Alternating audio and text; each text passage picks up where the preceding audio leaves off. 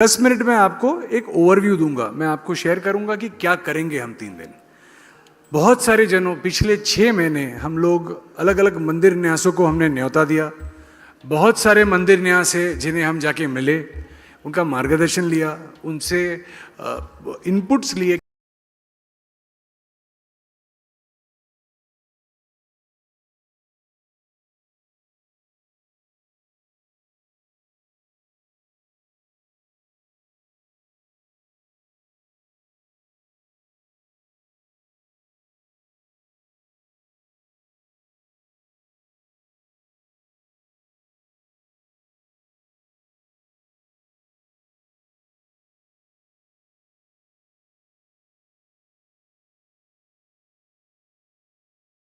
पैमाने में पूछा गया। तो सबसे पहले मैं ये बताना चाह रहा हूं कि धार्मिक गतिविधियों को चलते और धार्मिक जो हमारी श्रेष्ठता है उसके चलते बहुत सारा काम भारत में और भारत के बाहर, जहाँ पे हमारे इंडियन डायस्पोरा है, वो बड़े पैमाने में काम चल रहा है। बट उसी के साथ में एक अविभाज्य भाग है जो मंदिर मैनेजमेंट, एडमिनिस्ट्रेशन और ऑपरेशंस को लेके है। हम सारे लोग जानते हैं कि हमारा मंदिर कितना इम्पोर्टेंट है। मुझे किसी ने कहा कि हमारे इम्पोर्टेंट लोग आ रहे हैं, हमारे इम्पोर्टेंट डिग्निटरीज आ रहे हैं, तो उनको आप अच्छी तरीके से होस्ट करिए और उनको वीवीआईपी सीट्स और ये करिए। मैंने बोला हर एक जन वीआईपी है, यहाँ पे आया हुआ हर एक जन वीवीआईपी है, और हर एक जन जो वीवीआईपी है वो बहुत लाखों करोड़ों जो जनता है, जो पिलग्रिम्स हैं, जो डिवोटीज हैं, उनको सालों सालों से संभालते आए हुए हैं।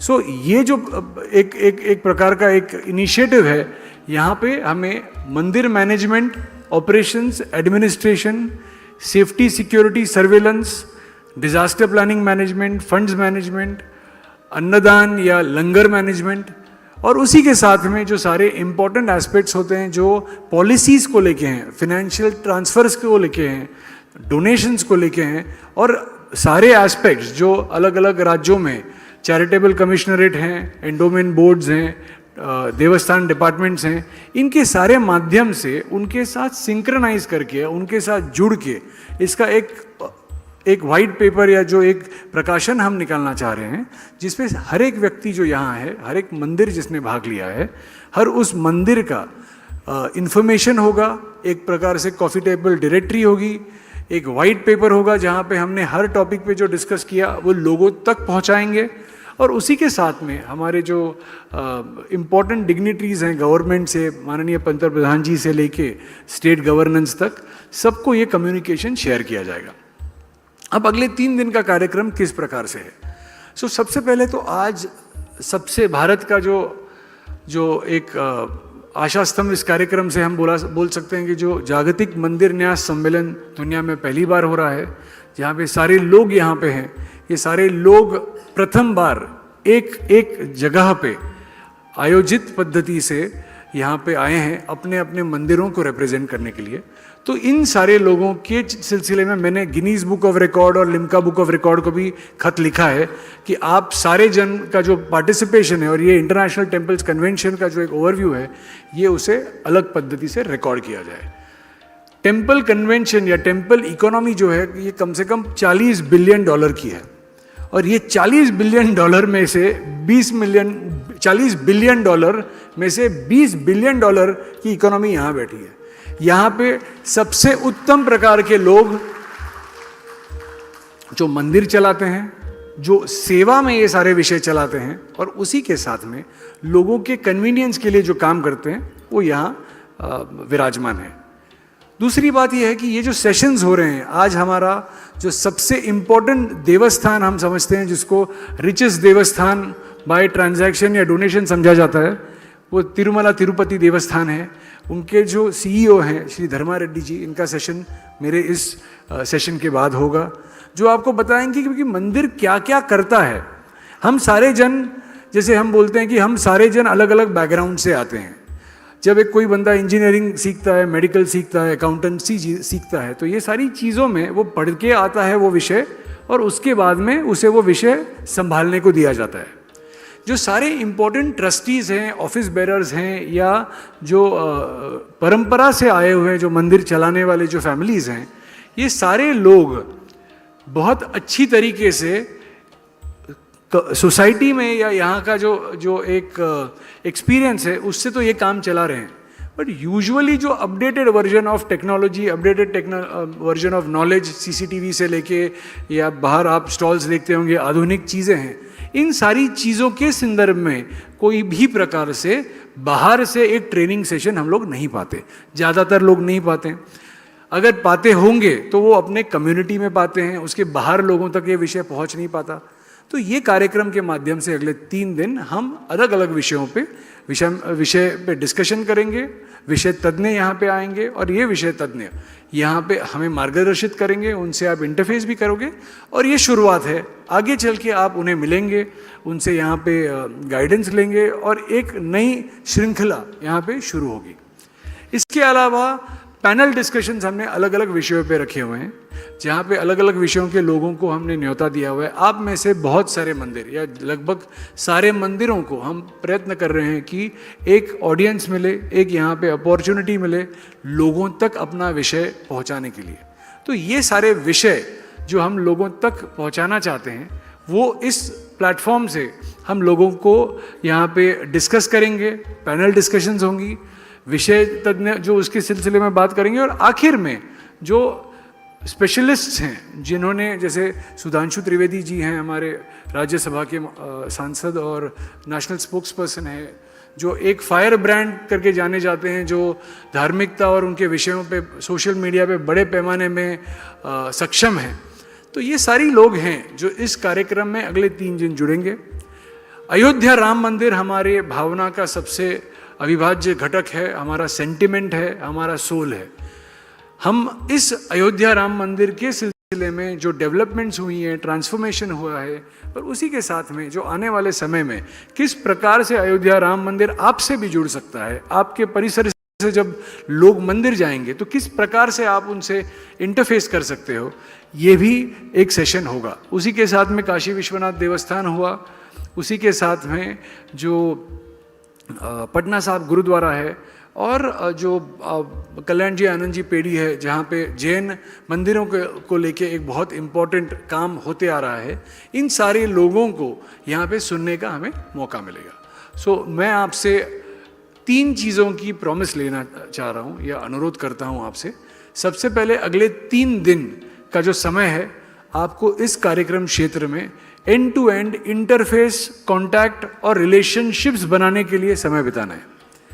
दूसरा विषय ये है कि सबसे इम्पोर्टेंट, काशी नगरी में हमने जब आपको ये जो अधिक श्रावण मास है, इस मास में आपको हमने बुलाया, तो आपका दर्शन किए बिना काशी नगरी में, काशी विश्वनाथ जी के मंदिर में, तो हम वैसे तो आपको भेजेंगे नहीं। यहाँ का जो पूरा गवर्नेंस है, यहाँ पे जो पूरा अर्चित करेंगे और इसी माध्यम से किसी का भी कोई भी प्रकार से काशी दर्शन इनकम्प्लीट नहीं रहेगा, ये मेरी एक मनसा है।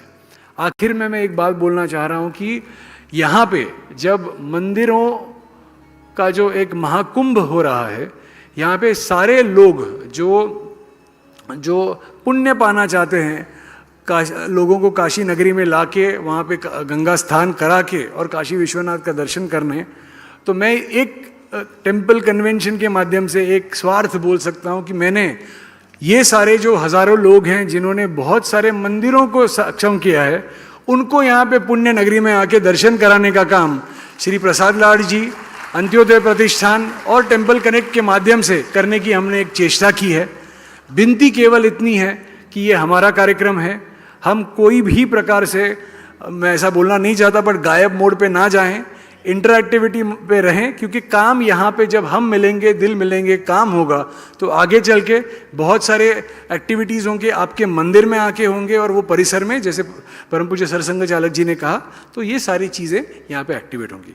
तो उसी के साथ में मैं सोच रहा हूँ कि आपकी मैंने थोड़ी बहुत नींद उड़ा दी होगी, और ये आने वाले समय में जो अभी सेशंस हैं उसके लिए मैं मानसी जी को रिक्वेस्ट करता हूँ कि ये आगे वाला सेशन एक्टिवेट करें। धन्यवाद। Thank you Girish ji, that was quite informative. दोस्तों जोरदार तालियां हो जाए, जगा तो दिया उन्होंने आपको। All right, for our next temple talk of this convention, rather for our very first temple talk of this convention, I would now like to call upon Shri Dharma Reddy ji, Executive Officer, Tirumala Tirupati Devasthanams. दोस्तों एक बार जोरदार तालियों से स्वागत कीजिए धर्मा रेड्डी जी का.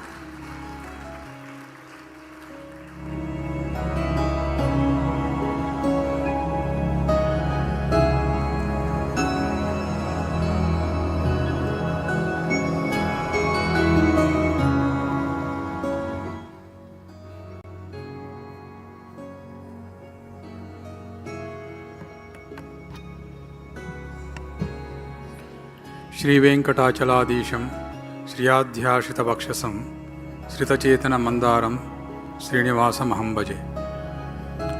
आपदामपहर्तारं दातारं सर्वसम्पदां लोकाभिरामं श्रीरामं भूयो भूयो नमाम्यहम्. यत्र योगेश्वरः कृष्णः यत्र पार्थो धनुर्धरः तत्र श्रीविजयभूतिः ध्रुवा नीतिर्मतिर्मम. यत्र यत्र रघुनाथकीर्तनं तत्र तत्र कृतमस्तकाञ्जलिं बाष्पवारि परिपूर्णलोचनं मारुतिं नमत राष्ट्रशान्तकं. श्रीरामदूतं शिरसा नमामि रामय्यदूतं मनसा स्मरामि. सबको प्रणाम.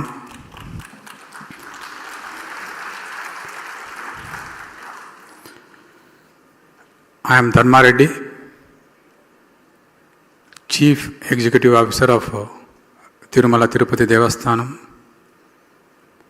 working since 2019 in TTD. Morning, सरसंघ चालक जी ने टेम्पल्स मैनेजमेंट के बारे में जो कहा है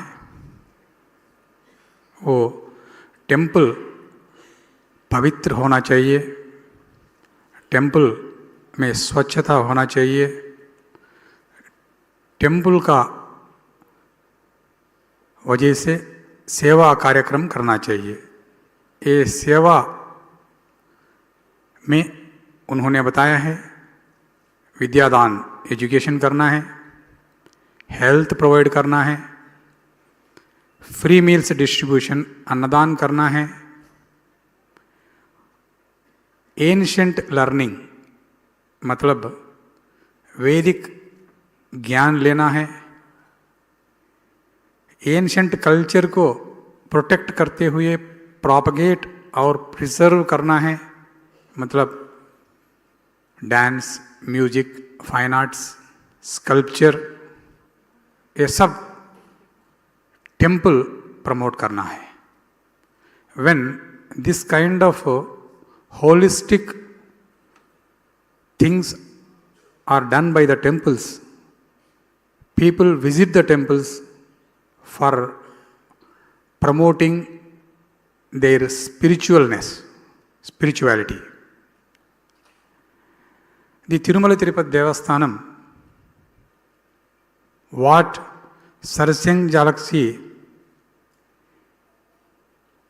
told us, already TTD is doing all these activities in a very big way.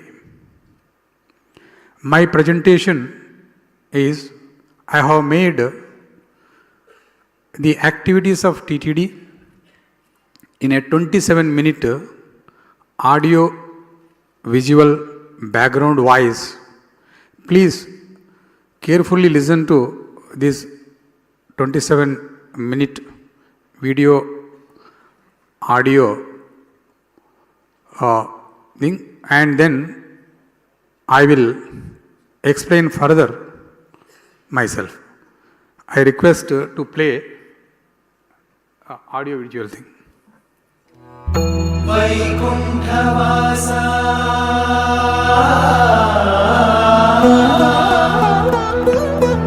Tirumalesa.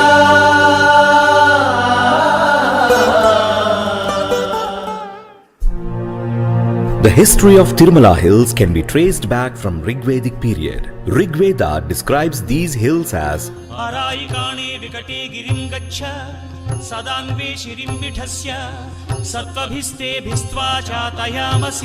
which means the sins of the people are wiped out on visiting Shri Venkatachala. The temple of Lord Shri Venkateshwara at Tirumala is one of the most ancient Hindu temples in the world, having a unique, unbroken tradition of worship since time immemorial.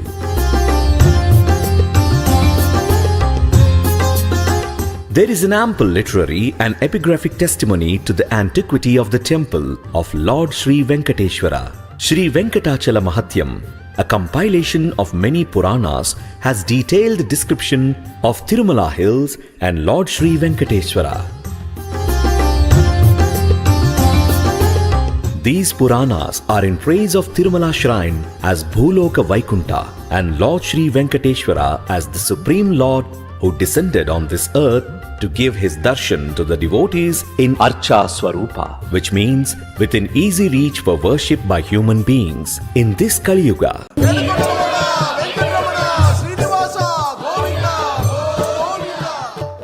Aditya Purana and Bhavishya Purana describe Tirumala and Lord Shri Venkateshwara as Venkatadri samam sthanam Brahmande nasti kinchana Venkatesha samo devo na bhuto na bhavishyati. meaning there is no place in this universe equivalent to Venkatadri, and there is no god equivalent to Lord Venkateshwara either in the past or in future. Tirumala temple has a distinct custom, usage and practice, and the rituals are performed according to Vaikhanasa Agama under the supervision of Jiyangars established by Jagadguru Sri Ramanujacharya. Nearly 400 festivals, sevas and utsavams are celebrated in this temple in a year. Tirumala temple was administered under the reign of Pallavas, Pandyas, Cholas, Vijayanagaras, Yadava kings, Arcot Nawabs, and many great rulers have contributed to the development of this temple, which is an ample testimony to the remarkable faith they all had in the grace of the Lord of the Seven Hills. Temple administration was taken over in 1800s by East India Company and passed on to Mahants in 1843. TTD board was formed by an act in 1933 by Madras provincial government. Currently, members of TTD board are appointed by the government of Andhra Pradesh. The 10 1/3 square miles area around the temple of Lord Venkateshwara in Tirumala Hills is the exclusive property of TTD, including the forest areas. Prior to 2004, there were many private properties existed for centuries. By 2004, all private properties have been taken over by TTD through acquisition and negotiation.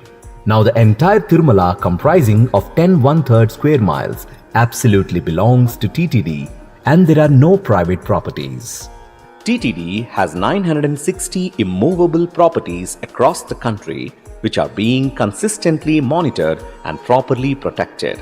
TTD generates direct employment to nearly 20,000 people and indirect employment to 1 million. TTD administers 71 temples across country at Kanyakumari, Jammu, Bhubaneswar, Hyderabad, Chennai, Kurukshetra, Rishikesh, including 8 temples in and around Tirupati like Padmavati Ammavari Temple at Tirushanur, Govindarajaswamy Temple, Kapilatirtham, Kodandaramaswamy Temple, Srinivasa Mangapuram, Kalyana Venkateshwara Swamy Temple at Narayanavanam. Nearly 2.5 lakh devotees have darshan daily across all the above temples. Tirumala temple has daily darshan capacity of 85 to 90,000 as of now. 80,000 to 1 lakh devotees come to Tirumala daily for darshan. Nearly 60% of daily darshan is free of cost through slotted Sarva Darshan, Divya Darshan, and rest are paid darshan, comprising special entry darshan of 300 rupees, break darshan, and sevas like Suprabhatam, Sahasra Deepalankarana Seva, etc. Devotees are provided with food and beverages like milk, coffee, buttermilk, etc. round the clock during their waiting time in Vaikuntham Q Complex 1 and 2, Narayanagiri sheds along with toilet, dispensary facilities for their convenience. Tirumala Laddu was recognized with geographical indication in 2009 itself. Bundi Pottu has been modernized with thermal fluid technology stoves to reduce heat and to provide comfortable working conditions to the manpower. The present capacity is to produce 6 lakh laddus daily, but at an average 3.5 lakh laddus are being produced as of now. One laddu costing 50 rupees is provided free of cost to every devotee having darshan of Lord. At an average, about 75,000 laddus are provided to the pilgrims free of cost. About 3 lakh laddus are sold at a cost of Rs 50 per laddu through 51 counters for those who need additional laddus. Daily, around 1.95 lakh to 2.25 lakh devotees are provided food and beverages free of cost, and almost 3.5 lakhs on special occasions like Brahmotsavams, Vaikunta Ekadasi, Radha Saptami, etc. Annaprasadam Trust was formed in 1985. Matrusri Tarigonda Vengamamba Nitya Annaprasadam Center is one of the mega food preparation and serving centers in the world.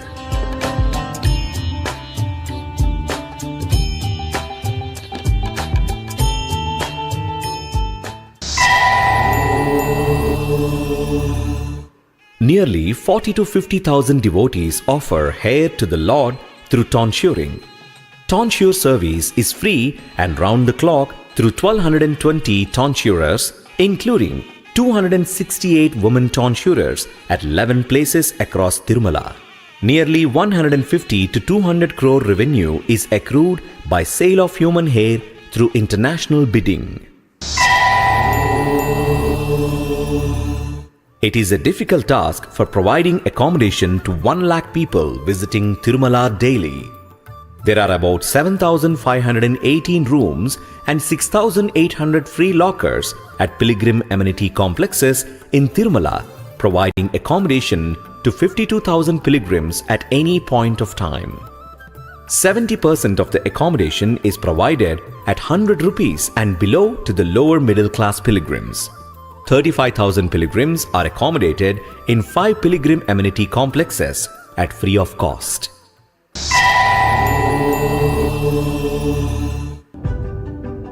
About 39 lakh gallons of water is required daily to meet needs of 1 lakh pilgrims visiting Tirumala. This water requirement is met through 5 dams at Tirumala, namely Gogarbham, Akasha Ganga, Papanasanam, Kumaradhara and Pasupudhara dams, and Kalyani Dam near Tirupati by way of pumping.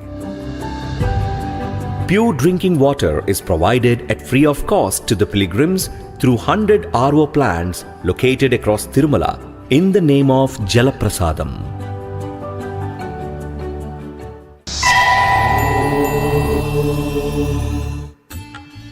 $4.5 crore units of electricity is required annually for Tirumala. Out of this, 1 crore units is generated by windmills and 1.4 crore units is from solar power. Rest of power is purchased from State Electricity Department.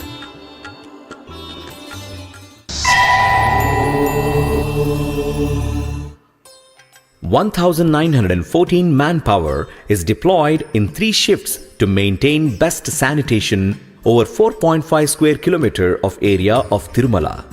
207 toilet blocks are maintained round the clock for the convenience of pilgrims.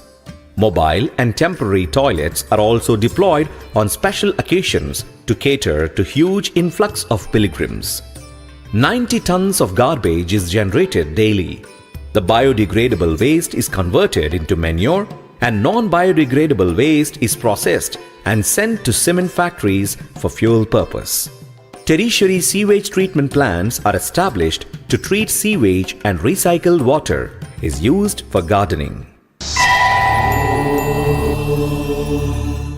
State-of-the-art scanning facility has been deployed at Alipiri checkpoint and other pilgrim entry points. Octopus, Special Protection Force, Armed Reserve Police are also deployed for ensuring safety and security of pilgrims in Tirumala. About 2,000 CCTV cameras are deployed in Tirumala to keep close watch on the happenings at every inch of Tirumala. All the CCTVs are connected to command control system for monitoring and taking necessary action on any untoward incidents. 2 nurseries are maintained in Tirumala with 2.5 lakh seedlings. Sandalwood plantation is maintained for meeting the future requirements in the temple. 1 Pavitra Udyanvan is developed and maintained specifically with species of religious importance. Landscape gardens, central medians, etc. over 3.5 lakh square meters are also maintained. 2,675 acres of natural forest is maintained by taking proper conservation measures. Replacement of acacia species is planned in the current year to improve biodiversity in the sacred hills of Tirumala. Monitoring movement of animals and raising alerts to avert man-animal conflict situations. Identification of hazardous trees and preemptive removal is also undertaken to protect pilgrims. Garden Department has planted 2.6 lakh seasonal plants in the last year alone. 3 nurseries are maintained to preserve and propagate numerous varieties.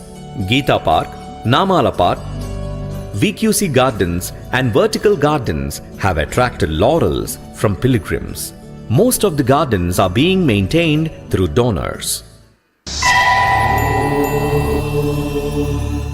Ashwini Hospital in Tirumala, along with Apollo Cardiac Center, is available for medical needs of pilgrims free of cost.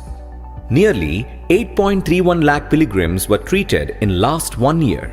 Dispensaries in Vaikuntham Q complex and deployment of quick response teams at the time of Brahmotsavams by battery cars are interventions for immediate response. TTD provide affordable and quality healthcare through Sri Venkateshwara Institute of Medical Sciences, Balaji Institute of Surgery, Research and Rehabilitation, Shri Padmavati Children's Heart Center and Shri Venkateshwara Ayurvedic Hospital. Sri Venkateshwara Institute of Medical Sciences offers healthcare services under Arogya Shri, etc. with 12 super specialities and 11 specialities to nearly 9 lakh patients annually. Bird Hospital provides knee replacement, hip replacement, cochlear implant, palatoplasty surgeries. Sri Padmavati Children's Heart Center successfully conducted 1,600 pediatric heart surgeries in 1.5 years, including 4 heart transplant operations to children of age ranging from 72 hours to 15 years. TTD runs 4 elementary schools, 5 high schools, 4 degree colleges, including Venkateshwara Degree College at Delhi. TTD also promotes ancient learning through SV Vedic University, 7 Veda Vijnana Peethams, 2 Oriental colleges across Andhra Pradesh and Telangana to nurture, preserve and propagate our Vedas and traditional heritage. TTD also runs SV Music and Dance College, SV Institute of Traditional Sculpture and Architecture, which are also considered Upavedas to conserve cultural heritage and traditional knowledge through fine arts. Nearly 20,000 young minds are availing educational service in TTD-run institutions, and free food is provided to the hostel inmates in all the educational institutions of TTD. TTD also runs orphanage for children who lost both parents, school for deaf and dumb, old age home and poor home. TTD also runs Shravanam project for rehabilitation of hearing impaired children of below 3 years age.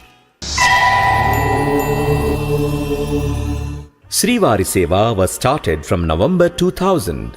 Now, Sevaks from 14 states are participating in this Seva. 15 lakh Sevaks have rendered service till date. Devotees can enroll for this seva online. Shrivari Sevaks are provided with free accommodation, food, darshan and laddu. About 2,500 Sevaks are taking part in the service on normal days and 3,500 during special occasions like Brahmotsavams, Radha Saptami, etc. Services of these Sevaks are utilized in temple, Annaprasadam complex, Kalyanakatta, queue lines, etc. TTD protects and propagates Hindu Dharma and Bhakti through Hindu Dharma Prachara Parishad, Annamacharya Project, Srinivasa Kalyanam, Vaibhavotsavam, Dasa Sahitya Project, Sri Venkateshwara Institute of Higher Vedic Studies, Alvar Divya Prabandha Project and Nalayira Divya Prabandha Project, conducting Veda Havanams, Veda Parayanam in all the temples, Srinivasa Kalyanams and Vaibhavotsavams across the world. Tiruppavai during Dhanurmasam etc. are performed to propagate Bhakti. SV Recording Project was established in 1990 to take up recording of Vedas, Annamacharya Sankirtanas, Haridasa songs, Alvar Pasurams, etc.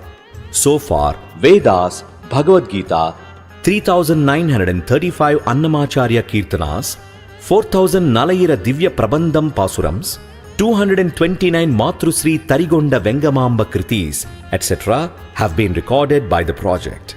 Subhapradam Summer Training Camp is conducted to inculcate moral, ethical and spiritual values among the school-going children.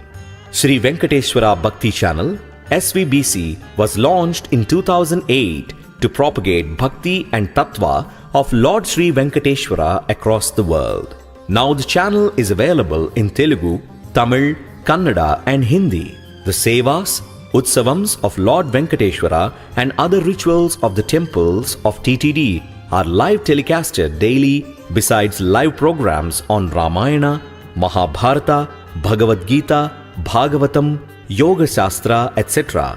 through eminent Vedic Pandits. SVBC has viewership of about 8 crores across the world. Akhanda Sundarakanda Parayanam, consisting of 2,808 shlokas, is organized for 18 hours live on the eve of birthday celebration of Lord Hanuman. During severe corona times, Visuchika Mahamantra from Yoga Vasistam was organized to prevent corona infections and for treating corona victims. TTD runs 11 trusts for various purposes like SV Annaprasadam Trust for free meals distribution, SV Pranadana Trust for free medical aid to the poorest of the poor, SV Apanna Hridaya Scheme for free healthcare to children, SV Veda Parirakshana Trust for preservation and propagation of Vedas, SV Go Samrakshana Trust for protection of cow and emphasizing its spiritual importance. Itihasas, Veda Samhitas, epics like Mahabharata, Ramayana, Bhagavatam, etc. are published in 6 languages like Telugu, Sanskrit, Kannada, Hindi and English. TTD introduced dry flower technology to make artifacts like portraits of deities, calendars, keychains, paperweights, etc. from the flowers offered to the deities in TTD temples. From these used flowers, agarbattis are also prepared in 7 brands and distributed to devotees at nominal price. TTD has launched production of 15 Panchagavya products with cow urine and cow dung collected from TTD Goshalas. TTD is producing Namami Govinda brand of products and distributed to devotees at nominal price. TTD has procured a license from Ayush Ministry to produce over 300 types of Ayurveda products at its Ayurveda pharmacy and has strengthened the pharmacy wing to produce 100 products. TTD has been implementing ban of single-use plastic successfully in Tirumala Hills from January 2020. TTD has strengthened it further with the enforcement of plastic ban by the central government in July 2022. Navanita Seva has been going on since Gokulashtami in August 2021 with an aim to offer pure butter made from desi cows to Lord Shri Venkateshwara of Tirumala on the lines of Mata Yashoda offered to Lord Krishna. Butter is taken in a procession by Srivari Sevaks from Tirumala Goshala to Tirumala temple daily. Sapta Gopradikshina Mandiram has been constructed at a cost of 25 crores on donation basis in 2021 for the sake of devotees to perform Go Puja before proceeding to Tirumala.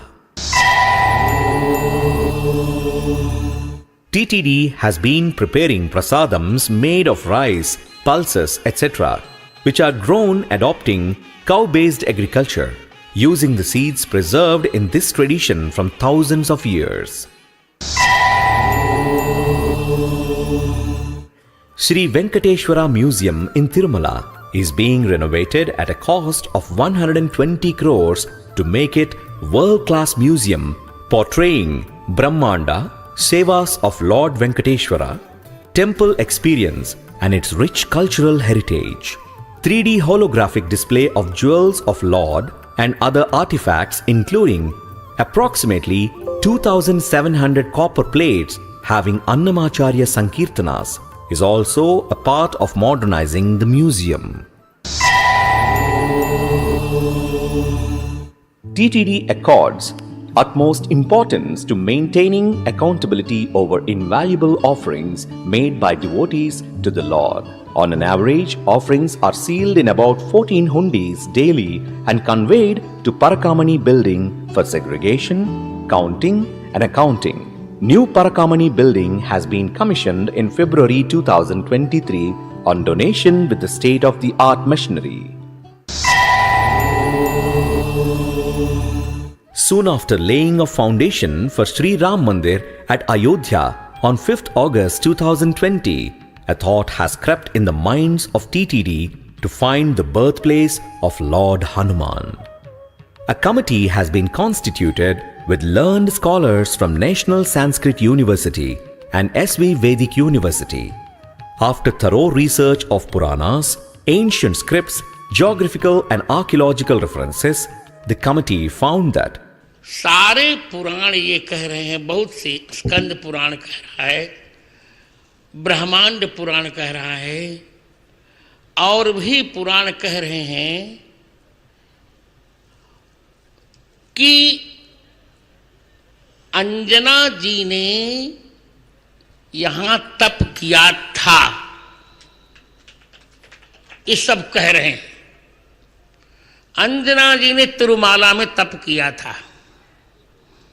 Anjana ने तपस्या करके यहाँ हनुमान जी को जन्म दिया।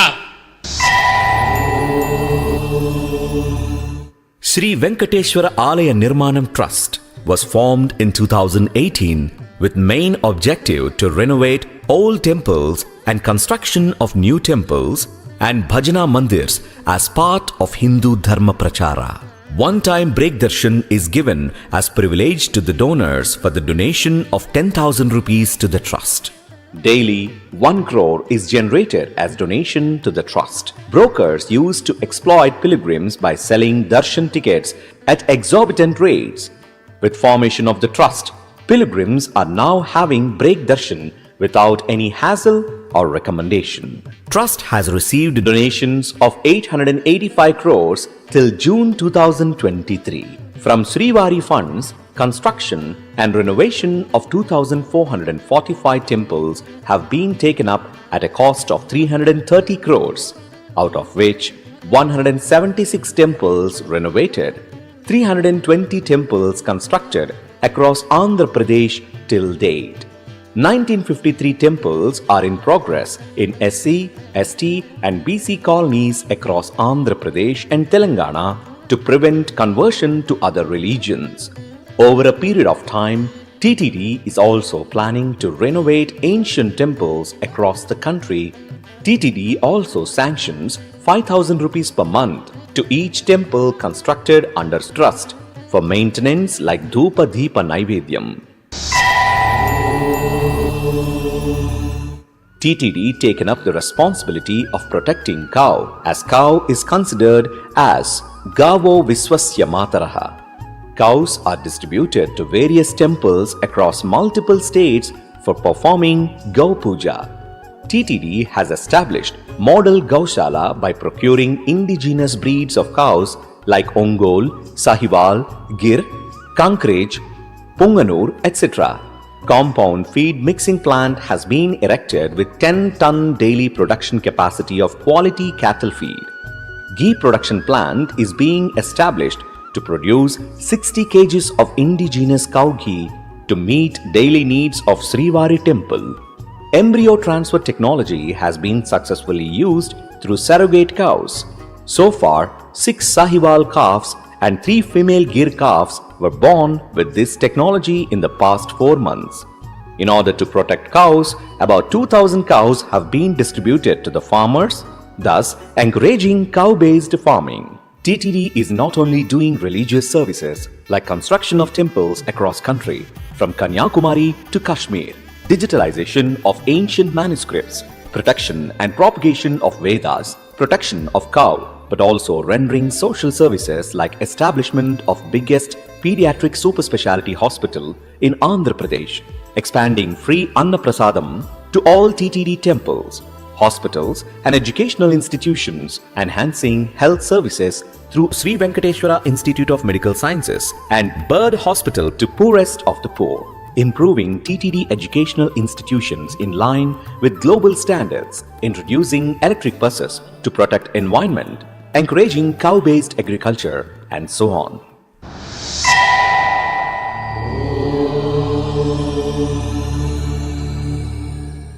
ఎన్ని జన్మల పుణ్యమో నీకిన్ని సేవలు చేయగా, ఎన్ని జన్మల పుణ్యమో నీకిన్ని సేవలు చేయగా, ఏడు కొండల దేవర ఈ భాగ్యమంతా మారిరా, ఏడు కొండల దేవర ఈ భాగ్యమంతా మారిరా.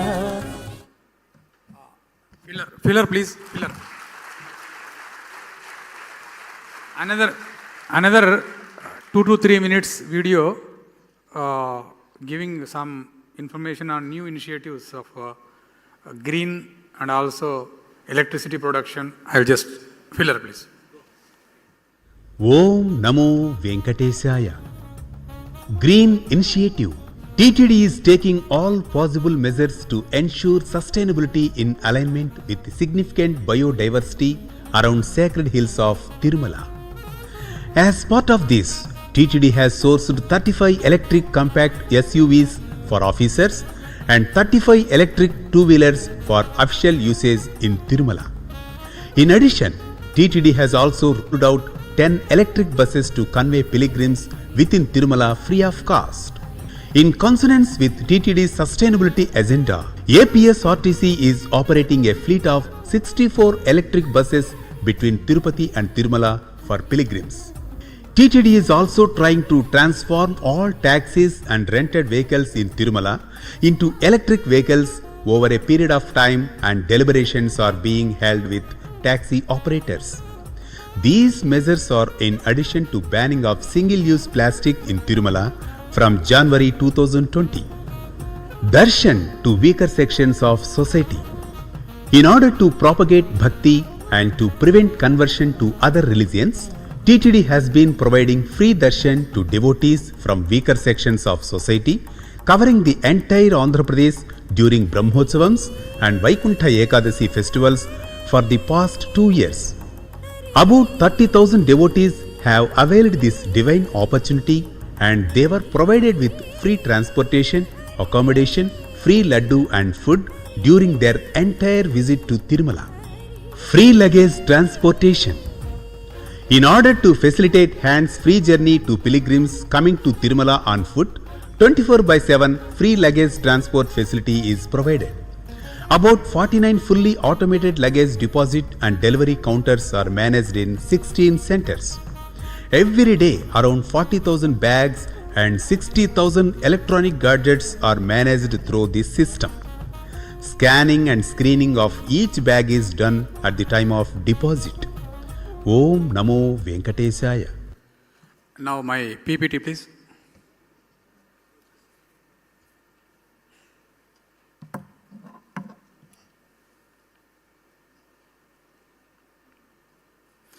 This is the organogram of the TTD.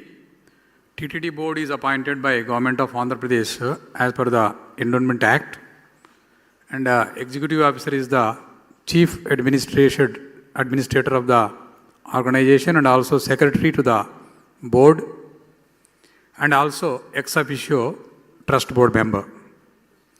And executive officer is assisted by one additional executive officer in Tirumala for exclusively Tirumala administration, one joint executive officer who looks after health, education activities and social activities, and Dharma Prachara Parishad. Another joint executive officer looks after entire administration, establishment, various properties all over India, and chief vigilance and security officer looks after the security and safety vigilance needs of the organization. Financial advisor and chief accounts officer looks after entire accounting and finance. Devasthanam law officer is a district judge rank officer who is on deputation to the TTD to look after the legal issues, and chief engineer who heads the engineering department comprising of civil, electrical and other activities. TTD has 24,500 workforce. It is like a mini state government having about 4,600 rupees of annual budget, 4,600 crores of annual budget.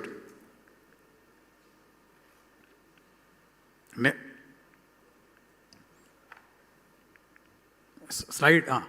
See, these are the sevas for your information. Daily sevas, the temple starts with Suprabhat. God is waken up through Suprabhatam, and then followed by Tomala. Tomala means, this is a Tamil word, the translation is flowers. Lord is decorated with the flowers, and then Archana, Sahasranama Archana. And these are the daily Utsavams. Kalyanotsavam is performed daily to the Lord. Dolotsavam, Arjita Brahmotsavam, Sahasradipalankara Seva. Weekly Sevas are Ashtadala Pada Padmaradhana and Tirupavada, Abhishekam. The Abhishekam is so demanding Seva that tickets for Abhishekam are advanced booked up to 2060. And there are no vacancies for Abhishekam. Now only discretionary quota is available with the additional executive officer of the Tirumala. And every Thursday evening, these discretionary quota tickets are issued for the Friday early morning Abhishekam Seva. We get about 500 to 600 recommendations for issuing 30 tickets. So it is like a Herculean task for the additional executive officer to allocate these 30 tickets on weekly basis. It is a very difficult task for the officer. And important annual Utsavams, Brahmotsavams. In Amma, these Navaratri Brahmotsavams are done in Tirumala every year. 5th day, Garudotsavam, the Lord Vishnu, the Lord Venkateshwara, who is the incarnation of Lord Vishnu in Kali Yuga, he gives darshan to the pilgrims around the temple Mada streets by riding on Garuda Vahan. More than 5 to 6 lakhs pilgrims come to Tirumala to have blessings and a glimpse of the Lord riding on Garuda Vahan.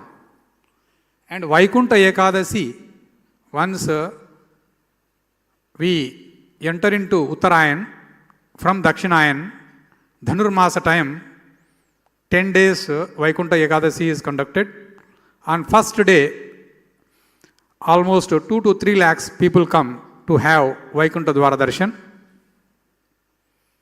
And all these are the daily darshans. We have VIP break, about 4 hours we give it to them. And I already told you about Srivani Trust in my audio visual program. This was done, basically I would like to give 1 minute time for this. Srivani means Sri Venkateshwara Alaya Nirmana Trust.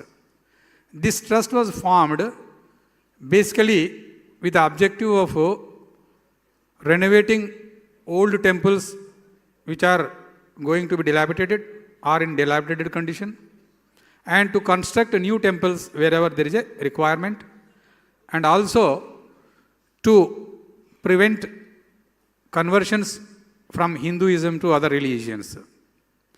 So we wanted to make this trust very strong with the financial backup.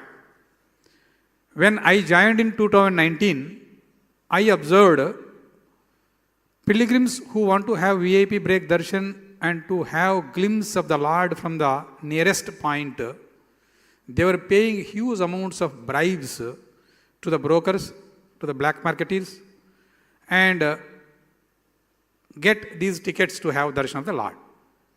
The bribes were ranging from, for each ticket, 10,000, 15,000, 20,000, 25,000 also. The ticket value is only 500 rupees. So when there was so much demand, I thought of having a trust. If a devotee is paying for this kind of darshan in black to somebody, definitely he will pay to the trust and he can have a ticket. So darshan, VIP darshan ticket linked to Srivani Trust. Whoever donates 10,000 rupees to this trust, online or offline, one break darshan is given automatically. This initiative became very popular. We achieved 2 objects in this. One, huge financial resources have been mobilized. In 2.5 years, we got about 900 crores for this trust. And second objective is, entire this money, whatever has come to this trust, otherwise used to go into the hands of middlemen. So entire this money has been channelized, black money, to trust. So with this, entire Dalari system, middleman system which was there in Tirumala and Tirupati have been completely wiped out. And there are no Dalaris, there are no middlemen now in Tirumala to have darshan of Lord. And with this, already I told you that so far 170 odd temples have been renovated, old temples. About 350 temples, new temples have been constructed already. And about 2,000 temples are under various stages of construction. We have spent already 330 crores from Srivani Trust so far. And even Jammu also, we have constructed a temple over a period of time with the blessings of Lord. This temple construction activity we would like to extend to all over India. And we have special entry darshan, that is 300 rupees darshan. This is basically online advance booking for people all over India and all over world to have access for online. This every day, about 15,000 tickets every day are provided under this quota of, in the nomenclature of special entrance darshan. Then slotted Sarva darshan, that is a free darshan, that is also time slot, that is given only in Tirupati. About 20,000 tickets are given free of cost, giving time slot to them. And that allotted time, if they come, within 1.5 hours they can have darshan and come out of the temple. And Divya darshan, it is also like a time slot. Those who are walking from Tirupati to Tirumala to have a darshan of the Lord on footpath, this started tickets are given in the middle of the path.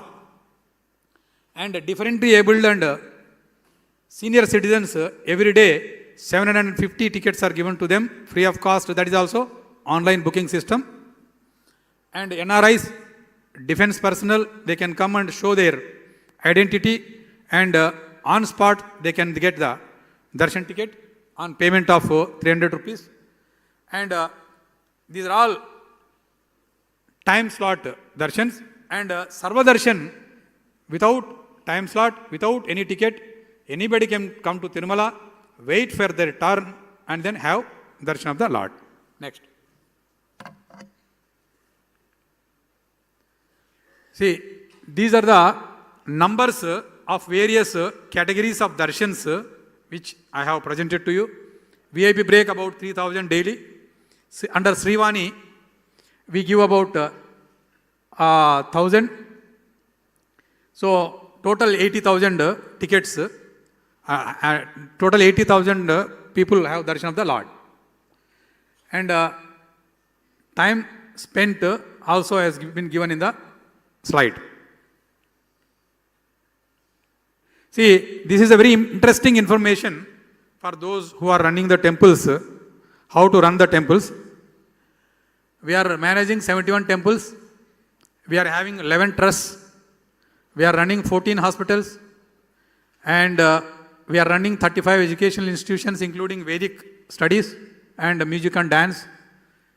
We have got 4 goshalas and dairy farms.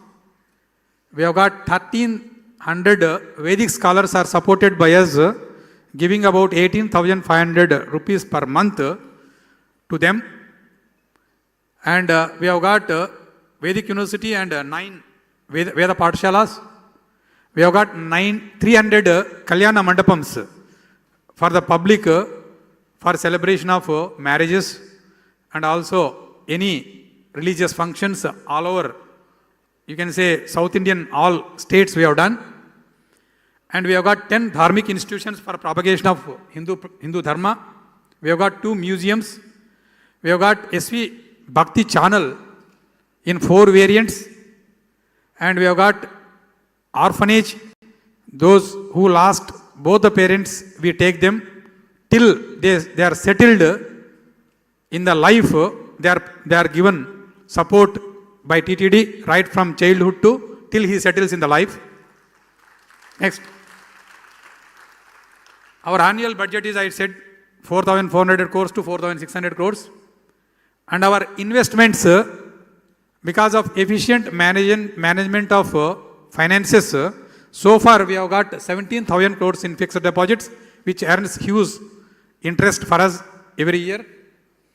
And we have got 11 tons of gold investments. Through gold scheme deposited in SBI, we get some interest on that. We have got temple jewelry, worth 1.2 tons of jewelry to the Lord and silver. We have got 6,000 acres of forest. And Srivari Seva, this is very unique. Srivari Seva, whoever wants to have, or whoever wants to serve in Tirumala, we have got a 3-day program and 1-week program. They can online book to do service in Tirumala. They are provided very good accommodation, food, darshan, and also free prasadam. They serve in Tirumala in various places like Annadanam, queue line maintenance, waiting places, they assist the pilgrims. In tonsuring halls, they assist the pilgrims. In accommodation, they assist the pilgrims. And the entire Tirumala, in various locations, they are kept to address the grievances of the pilgrims also. This is a very unique seva. All temples, those who are here, representatives, you can think of introducing this kind of seva.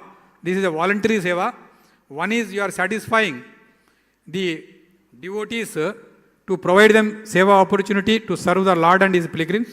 Second thing, by getting this much of huge manpower, you can reduce expenditure on manpower also, you can save money.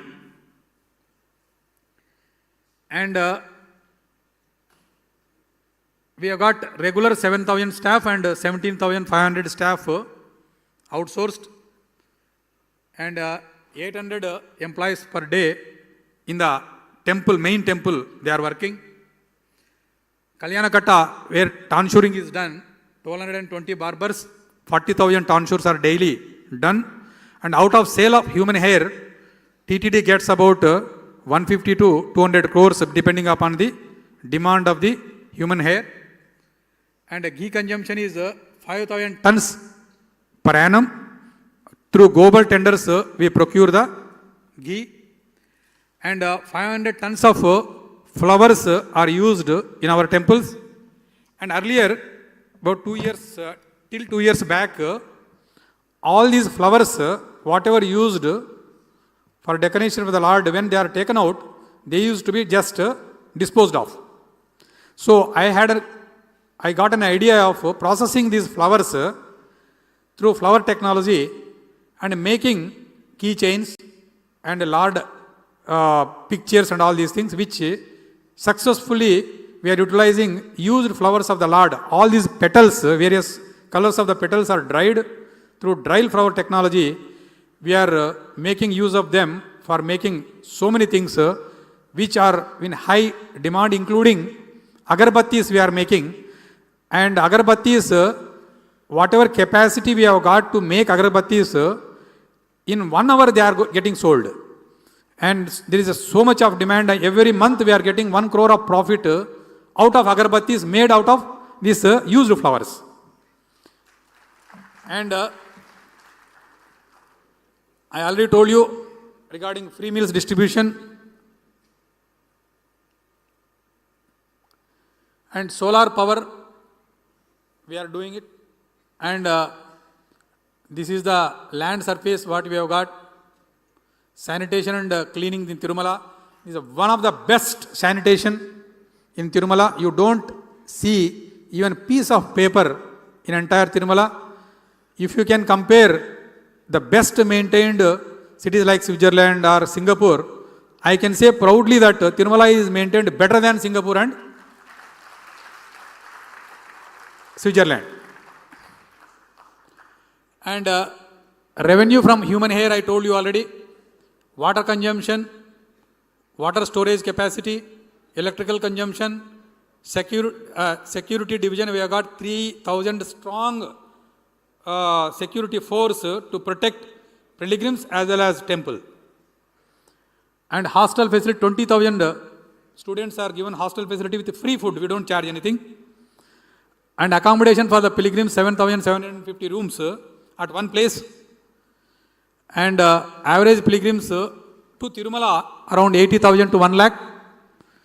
And plantation, we every year we do so much of plantation. We always, every year we get presidential award for best maintenance of the forest. Laddu Prasadam, we have got patent rights. And the unique thing of Laddu Prasadam is that with the same ingredients, with the same people who are making prasadam, if you make outside Tirumala, the taste and color will never we get. Only if it's made in Tirumala and that too in temple, that color and taste will be there. Now, we are going to distribute Laddu Prasadam to all of you now.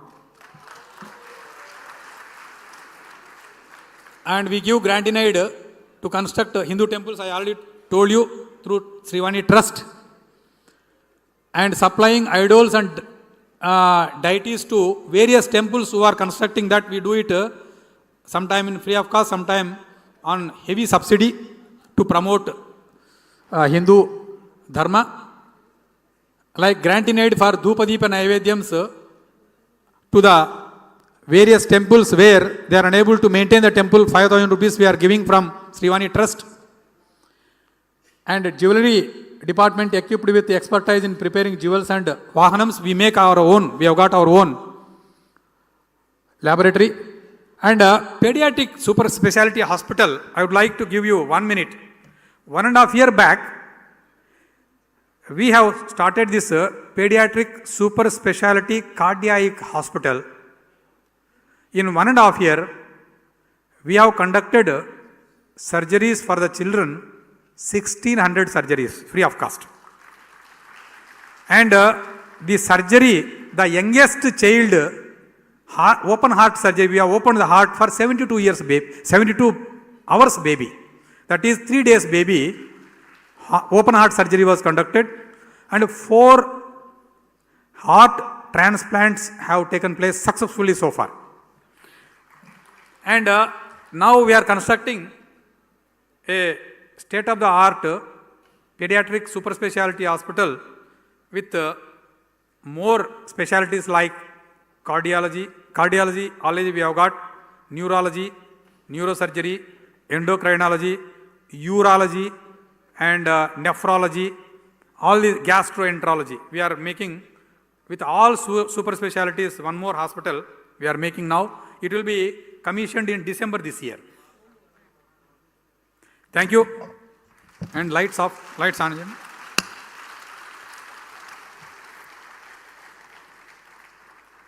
So, how temple to be administered, I have delved in my audio visual driven presentation as well as my PPT, covering all the aspects which this temple connect had proposed. So you can, having gone through this presentation, every temple has got its own specific things, unique things. So whatever you want to do, in which area you are strong, in which area you are weak, those things can be taken from the TTD, you can implement. What Sarsang Chalakji said is correct. The administrator of the temple has to have a devotion and willingness to work and develop facilities to the pilgrims in that temple. Unless you have devotion, you have sincerity, and you have bhakti, it is very difficult to develop the organization. And what I said is, few more things I would like to advise all the administrators of the temple assembled here. Wherever there are any private properties near your temple, if you want to develop the temple, private properties need to be acquired and taken into your fold so that development can be done properly. This is done in Tirumala. Tirumala also had a huge number of private properties.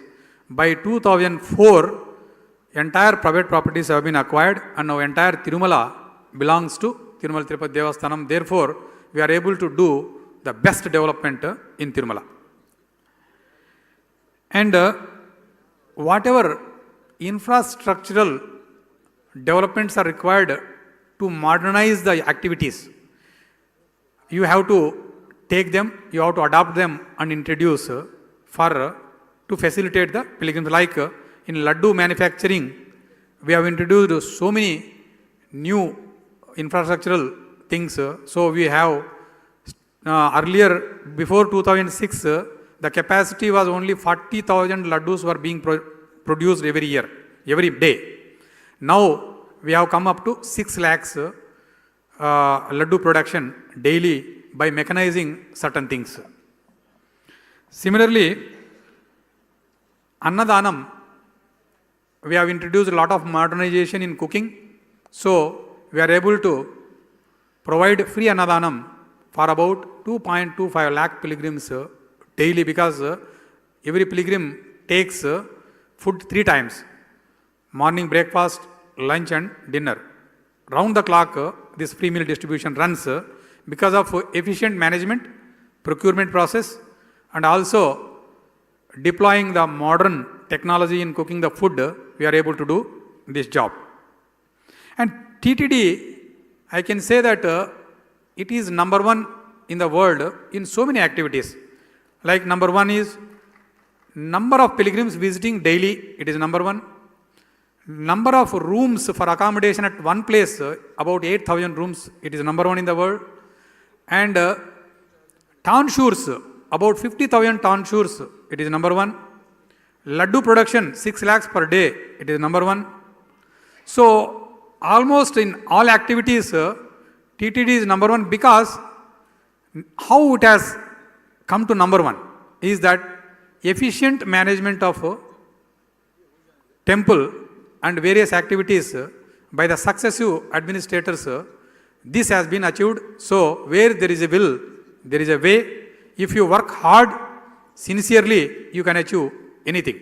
Whenever temple gives the best facilities to the pilgrims, good food free of cost, good ambience, good sanitation, and pavitrata and spirituality. If it offers, people will come. So these things you have to deploy in your temples. And also advanced booking system, IT initiatives which I missed in my presentation. Entire TTD administration, it is a paperless administration, completely IT driven e-office. You don't see physical paper except filing counter affidavits or writ petitions in the High Court, which mandatorily we have to sign. Rest all in e-office only. Nothing is on paper. And all pilgrim related activities like advance booking, room booking, and room vacation, and everything is computerized. So there is no scope for corruption, mishandling, misleading, and there is absolute transparency in procurement. We procure various items up to 500 crores per year. It is absolutely transparent, and corruption-free environment has been created because of the 100% IT initiatives which we have deployed about 60 the best software engineers to maintain software, to maintain data, and to upgrade on day-to-day basis to have best facilities to the pilgrims. And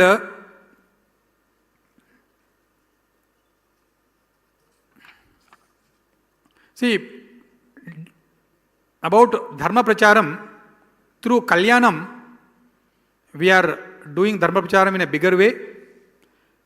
Kalyanam is being done. That Kalyanam means marriage of the Lord with Ammavaru. That is very popular.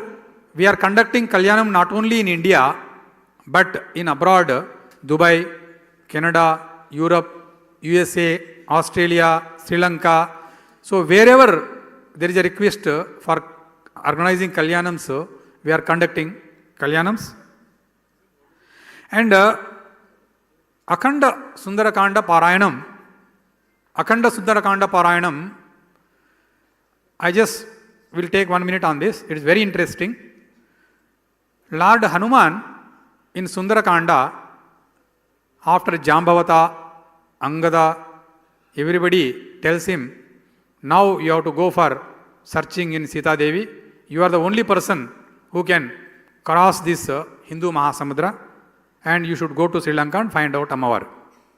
Then he starts in Sundarakanda, first sloka, Tato Ravana Nitaya Sitaya Shatrukarshanaha Yesha Padavan Vestum Charana Charite Padhi. And he decides to fly and go to Lanka. 2808 slokas are there in Sundarakanda. Right from Lord Hanuman, he goes to Lanka, finds Ammavaru, and he also wages war, kills 50% of the Rakshasas, and he warns Ravana also and comes back. The entire Sundarakanda. 2808 slokas. On the occasion of Lord Hanuman's birthday, continuously we did Parayan. It took 18 hours. All 18 hours it was given live. The surprising thing is here, one book is there on travel of Lord Hanuman to Lanka and coming back. They computed the time, it is 18 hours. So आप भी पारायण कर लीजिए. वाल्मीकि महर्षि विरचित Ramayan सुंदरकांडा Exactly it takes 18 hours. If you recite rhythmatically, as per the prescribed procedure, it takes 18 hours. And I already told you that Tirumala is the birthplace of Lord Hanuman, which has been proved by taking all the evidences from Vedas, Itihasas, especially Ramayana, and so many Puranas. We have proved that it is a birthplace. This is also very coincident and surprising. On August 5th, 2020, when Honorable Prime Minister of the country did Bhumi Puja for Rama Mandir construction in Ayodhya, it came into my mind and our minds, I can say, where is the Hanuman's Janmasthal? That means Hanuman waited first of all to solve his Prabhu's Janmasthala dispute, then he wanted to decide. So I think then we assembled together, and since we have got Vedic University, Veda Pathshala's great scholars are with us. We assembled them. We said, Prabhu का जन्मस्थल already dispute खत्म हो गया है, construction हो गया है उनका आलय, सो हनुमान का जन्मस्थल कहाँ है? Then we found with evidences, we published books with evidences in all languages, and it is in our website also. Please go through our website. It is the birthplace of Hanuman is Tirumala. That's why it is called Anjanadri. And what is his name? He pronounced the who gave evidence for Ayodhya also, Rama Janmabhoomi also. Maharaj. So he also came to Tirumala. He pronounced that it is the birthplace of Lord Hanuman. And what else? During Corona, peak Corona time, nobody was coming out in the world. Entire world came to stand still. During that time, allopathic medicine, they were trying to find out the medicine. Ayurvedic, they were trying. Homeopathy, they were trying. So many things they were trying. We also wanted to try any medicine available in our Vedas. Surprisingly, we found in Yoga Vasistam. All of you know Yoga Vasistam. Yoga Vasistam is the book, Granth, जो Vasistha Mahamuni and Sri Ramachandra ka discussion on administration of the country. That is called Yoga Vasistam. In Yoga Vasistam, we found how to manage the health in the country. In that, they discussed about virus. That virus is nothing but coronavirus. And we found that Brahma gave one mantra. If you recite that mantra, you will be able to prevent corona. Even corona patients can cure corona, which we did successfully. Even on all our hospitals, doctors started prescribing this mantra to everybody, to all the corona patients. I will just play that corona mantra and then I will close my today's speech. Thank you. Corona, that Vishushika Mahamantra. Please play Vishushika Mahamantra.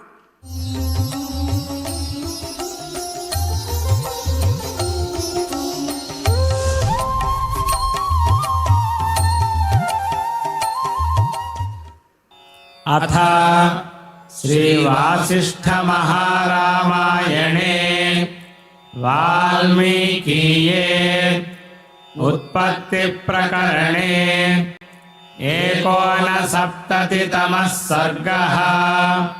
श्रीवसिष्ठ उवाच अथ वर्षसहस्रेण तां पितामह आययौ दारुणं हि तपःसिद्ध्यै विषाग्निरपि शीतलः मनसैव प्रणम्यैनं सा तथैव स्थिता सती को वरः क्षुच्छमायालम् इति चिन्तान्विता भवतु आस्मृतं प्रार्थयिष्येऽहं वरमेकमिमं विभुम् अनायसी चायसी च स्यामहं जीवसूचिका अस्योक्त्या द्विविधा सूचिः भूत्वा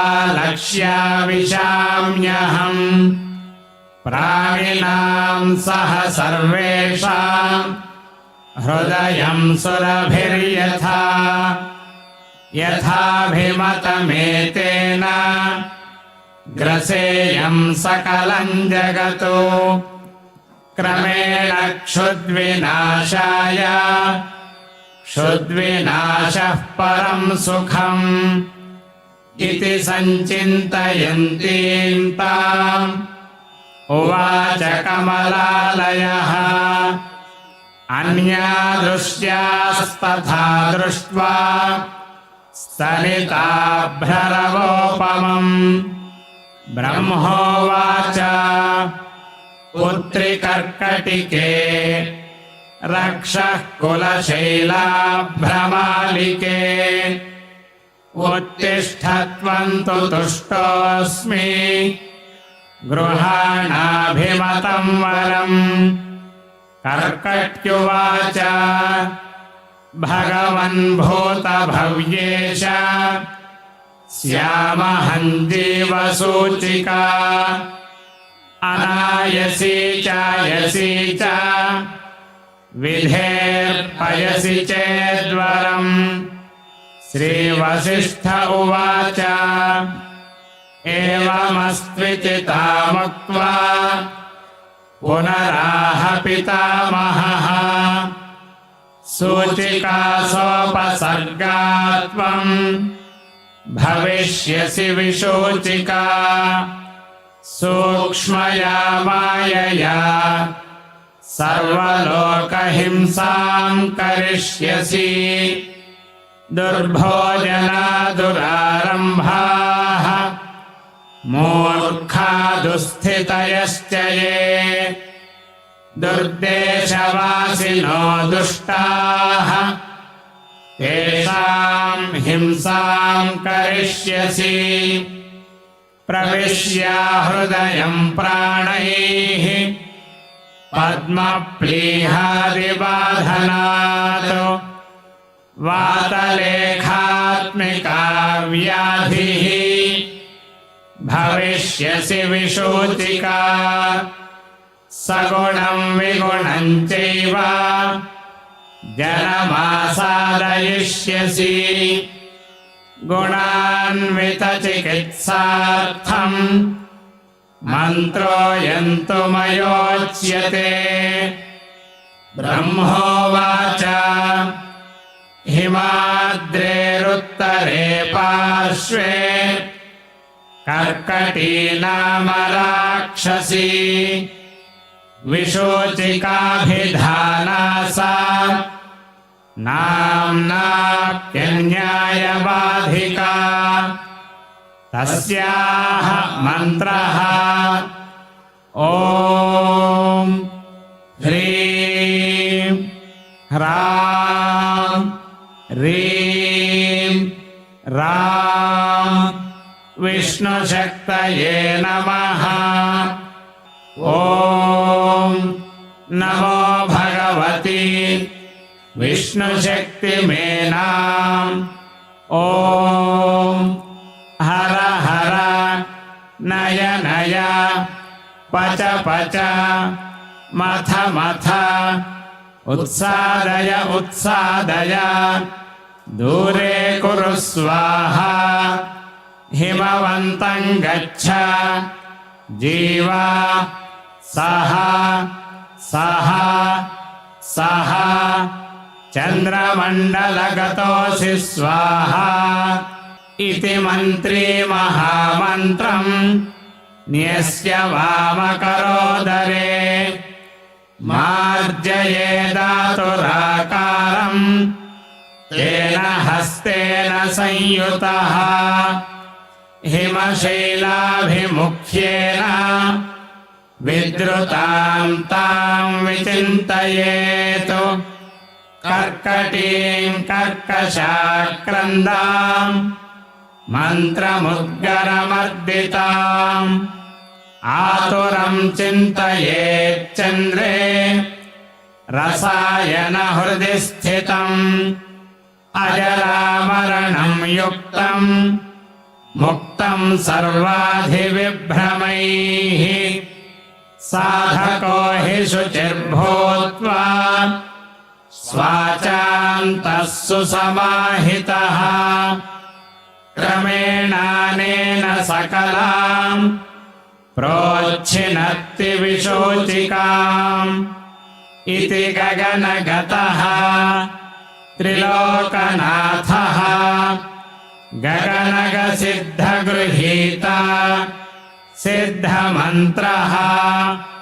गतः उपगतशक्रवन्द्यमानः निजपुरम् अक्षयम् आयम् उज्ज्वलश्रीः इत्यार्षे श्रीवासिष्ठमहारामायणे वाल्मीकीये उत्पत्तिप्रकरणे विशोचिकामन्त्रकथनं नाम 69तमः सर्गः. So, this is the mantra prescribed in Yoga Vasishta to deal with the coronavirus. And I would like to conclude with one request to all of you and advise. Tirumala Tirupati Devasthanam is preparing Naivedyam to the Lord 3 times, around all the varieties of Naivedyams offered to him, purely organic made, natural farming made Naivedyams, to promote natural farming and organic farming in the country, and to prevent usage of fertilizer and pesticides. Excess usage of fertilizers and pesticides are giving us a lot of health issues, like cancer is increasing. To start with, all the temples, if they use purely organic material for giving Naivedyan to the Lord, slowly we can go back to our olden days before Britishers. Britishers only gave us this fertilizer and pesticides.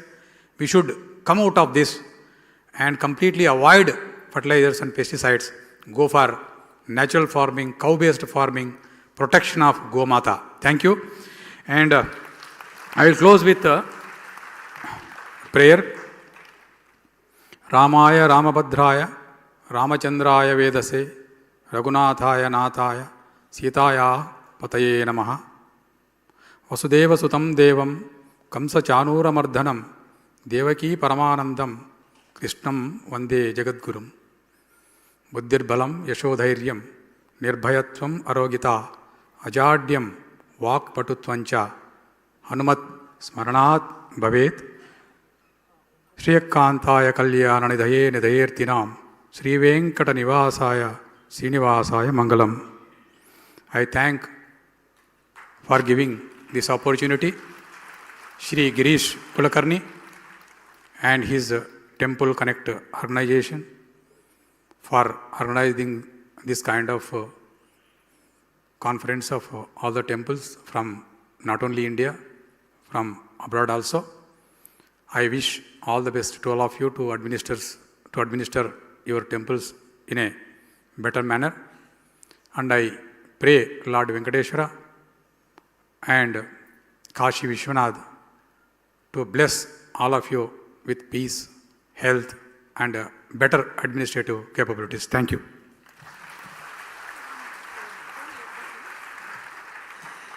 Thank you so much, Reddy ji. That was a very, very amazing and a very eye-opening presentation. Thank you so much for showing this to all of us. And now I would request Prasad ji and Girish Kulkarni ji to please come up on stage and felicitate Shri Reddy ji. Sir, can we request you to please come to the center of the stage? दोस्तों एक बार जोरदार तालियों से अभिनंदन कीजिए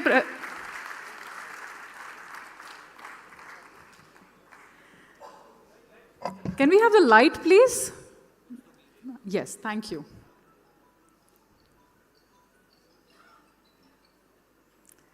Ladies and gentlemen, a huge round of applause for Reddy ji.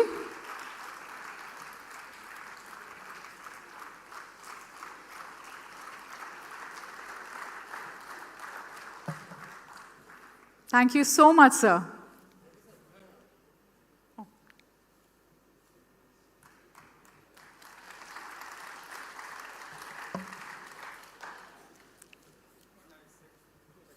Sure, no problem. And please don't misunderstand that I am a religious fellow. I am a bureaucrat, 1991 batch civil services. And I did as a joint secretary in the Ministry of Home Affairs when Rajnath Singh ji was Home Minister. 5 years I did there. And I was there for about 2 months in 2014 when new government also came. So माननीय Home Minister जब अभी है उनके साथ भी मैंने 3 महीने काम किया था. After that, I requested my transfer to Tirumala Tirupati Devasthanam because I have a lot of interest, love and affection and great devotion to serve there. So the present Chief Minister took me there and I am serving there. Thank you. Thank you, sir. And now, I would like to call upon Dr. Sudhanshu Trivedi ji, a prominent politician and former professor who brings with him a wealth of knowledge. दोस्तों, एक बार जोरदार तालियों से स्वागत कीजिए doctor Sudhanshu Trivedi ji का.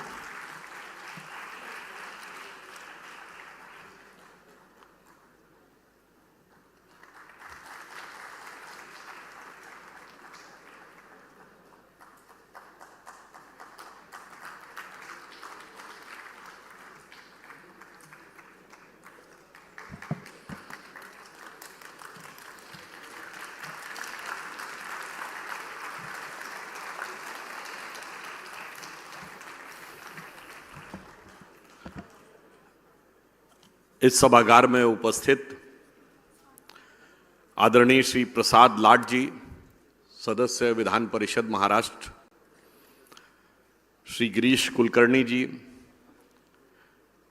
इस कार्यक्रम के मुख्य प्रायोजक श्री विश्वनाथ पटनायक जी, श्री शांतनु जी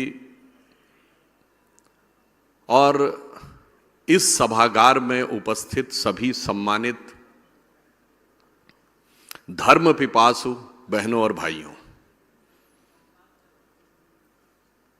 today we are here in this program of Temple Connect.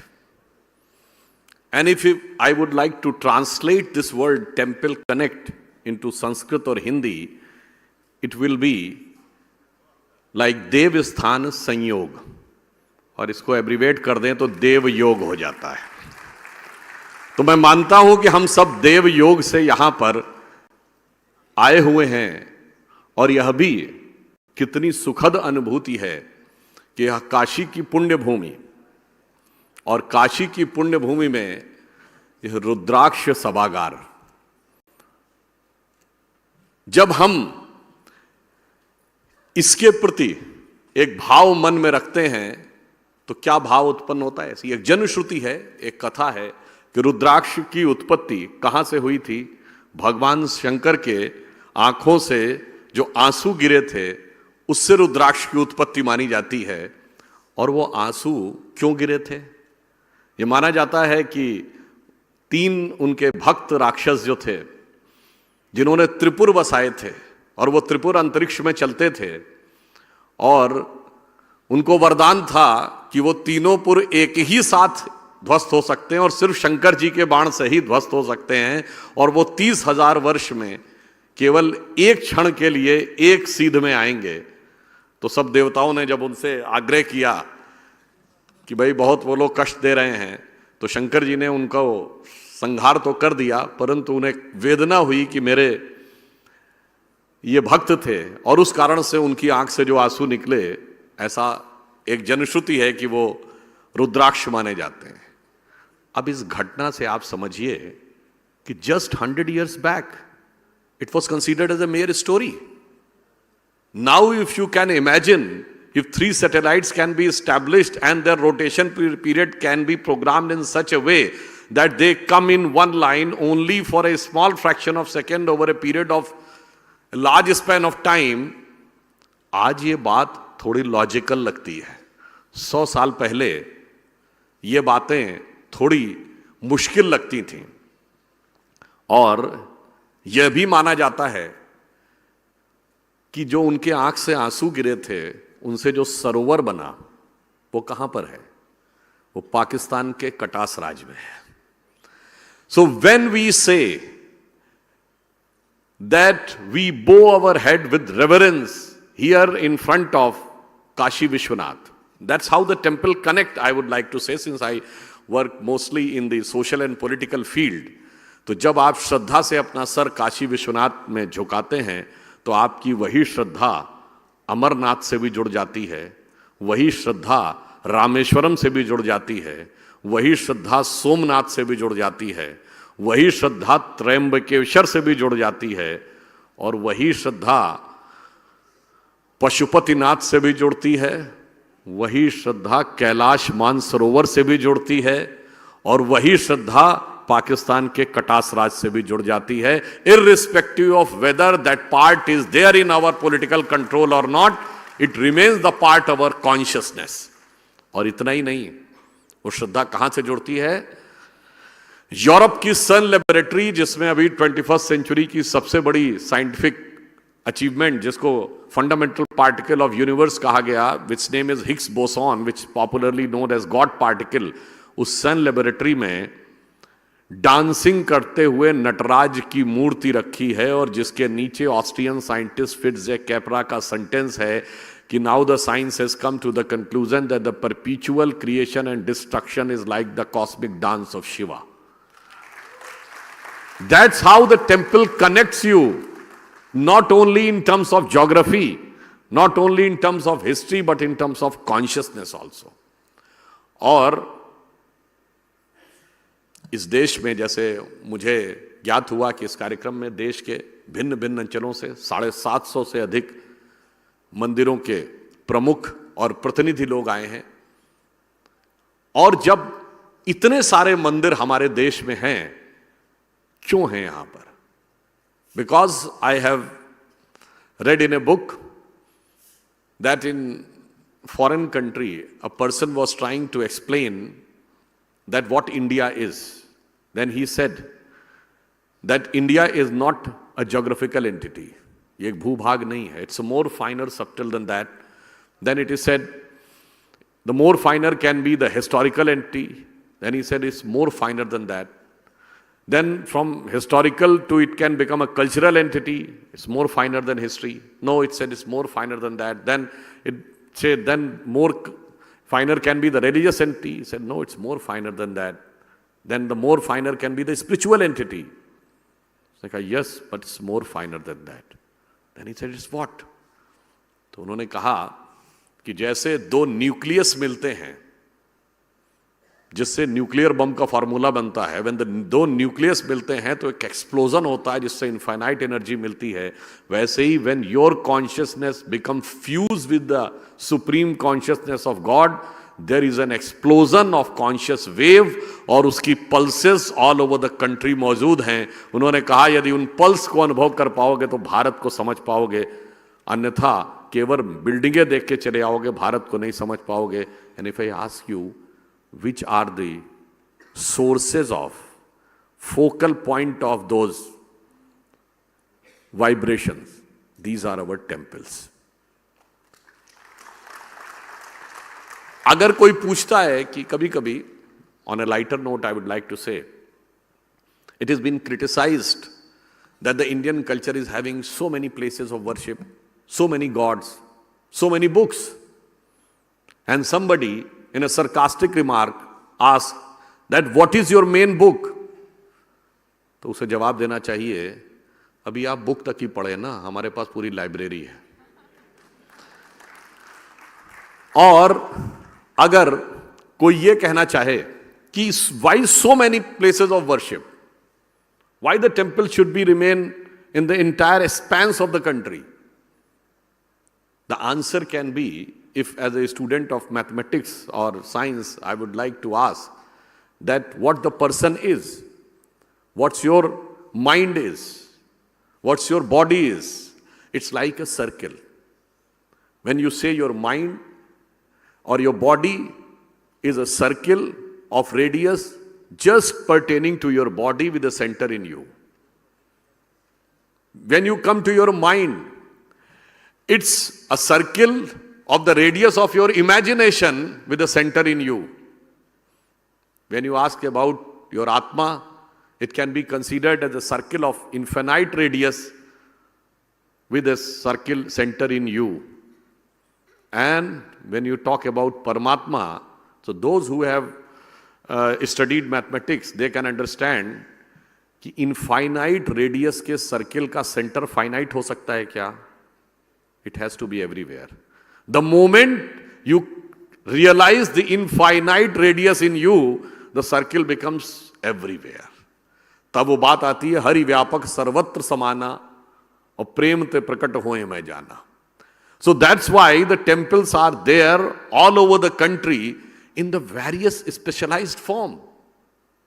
और इसीलिए ये देश वो देश है जिसके लिए कहा गया है कि गायन्ति देवः किल गीत कानी धन्यास्तुते भारत भूमि भागा स्वर्गा पवर्गास्पद भाग हेतो भवन्ति भूयः पुरुषासुरत्वात्.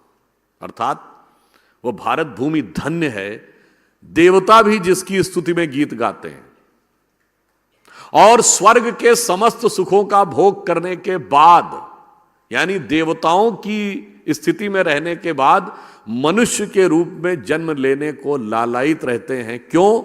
क्योंकि यही मोक्ष का मार्ग यहीं से निकल के जाता है. यह पुण्य भूमि है. देवता के रूप में रहकर भी हजारों वर्षों तक आप एक बहुत श्रेष्ठ आध्यात्मिक अवस्था में रहते हैं, पर मुक्ति नहीं मिलती है. मुक्ति यहीं मिलती है. इसलिए वो कहते हैं स्वर्गापवर्गास्पद भागे तो भवन्ति भूयः पुरुषासुरत्वात्.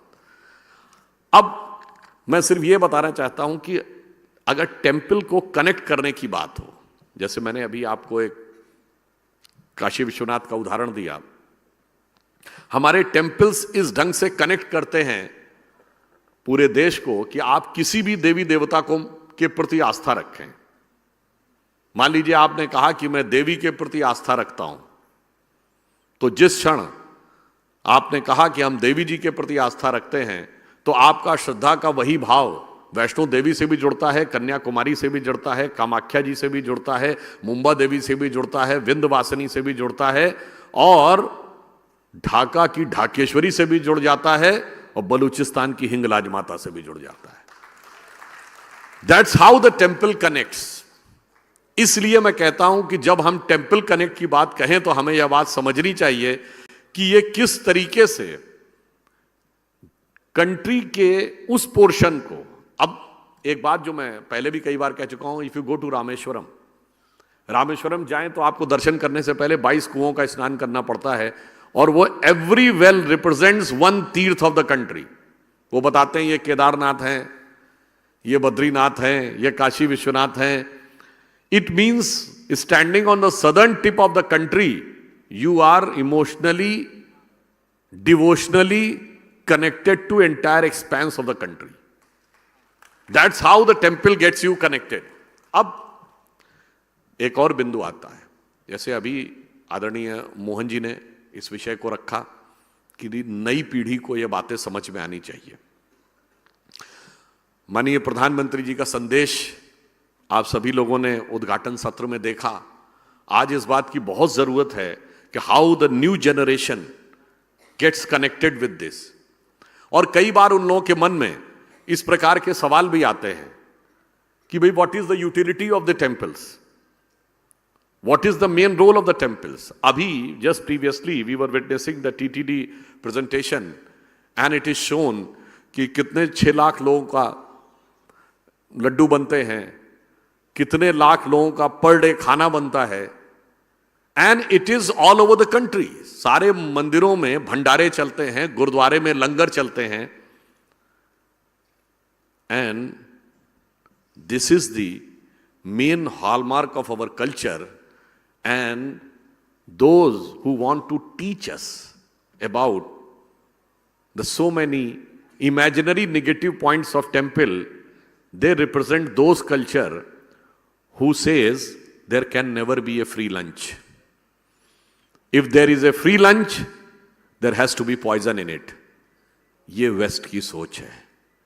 उनसे कहो भारत में आके देखो, मंदिरों में प्रतिदिन फ्री लंच मिलता है, और जैसा उन्होंने अभी कहा कि उस लड्डू का जो स्वाद आपको अंदर मिलेगा, आप बाहर बनाएंगे तो वो नहीं मिलेगा. इसीलिए आप कभी मंदिरों में जाके जब भोजन करते होंगे तो अलग प्रकार की संतुष्टि का अनुभव होता है. वो क्यों होता है? Because up till now the science has just come to that level. Just 100 years back they have come to know कि इसमें कितना प्रोटीन है, कितना मिनरल है, कितना विटामिन है, कितना कार्बोहाइड्रेट है, इससे बोन्स बनती हैं, इससे मसल्स बनते हैं. बस इतना ही पता चला है. ये भी 100 साल पहले नहीं पता था. परंतु हमारे यहाँ कहा गया है कि भोजन के स्थूल भाग से शरीर और सूक्ष्म भाग से मन बनता है. और जब सूक्ष्म भाग की बात आती है तो वो सूक्ष्म भाग 3 तरीके से आता है. एक, उसका नैसर्गिक स्वभाव, वो सात्विक है कि तामसी है कि राजसी है. दूध पीने से अलग मन पे प्रभाव पड़ेगा और मांस खाने से अलग प्रभाव पड़ेगा. दूसरा, यदि किसी व्यक्ति का धन उसमें लगा है तो माना जाता है उसकी भी चेतना का अंश आया. और यदि किसी ने उसको पकाया है तो उसके मन का भाव उसकी कॉन्शियस एनर्जी के साथ भी इंटरैक्ट हो जाता है. क्योंकि टेम्पल में जो भोजन बनता है वो पवित्र भाव से बनता है, इसीलिए आपको उसे खाकर ज्यादा मेंटल सेटिस्फैक्शन का अनुभव होता है.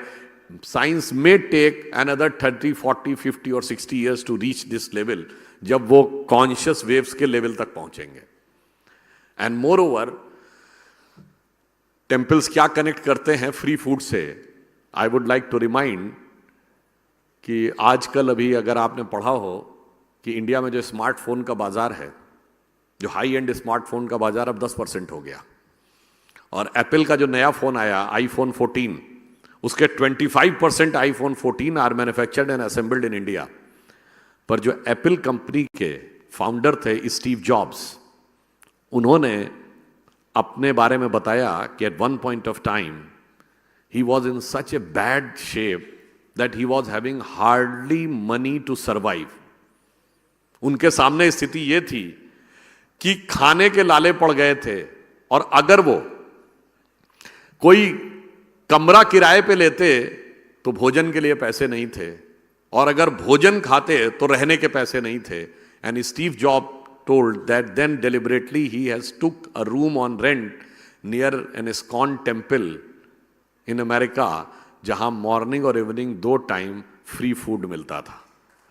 तो उन्होंने कहा कि कई महीनों तक मैंने वो मंदिर का फ्री फूड खाया है. That's how I survive. This is one of the biggest corporate companies of the world is giving that to in which land which said there can never be a free lunch. So that's how our temples can inspire and motivate, and what was the role of there in the previous. And again I would like to remind कि जो WhatsApp के संस्थापक हैं mark Zuckerberg, उन्होंने कहा कि Apple के संस्थापक स्टीव जॉब्स ने उनसे कहा था कि अगर कभी तुम्हें लगे कि जिंदगी में तुम बहुत बुरे दौर में आ गए तो क्या करना? उन्होंने कहा भारत में जाना.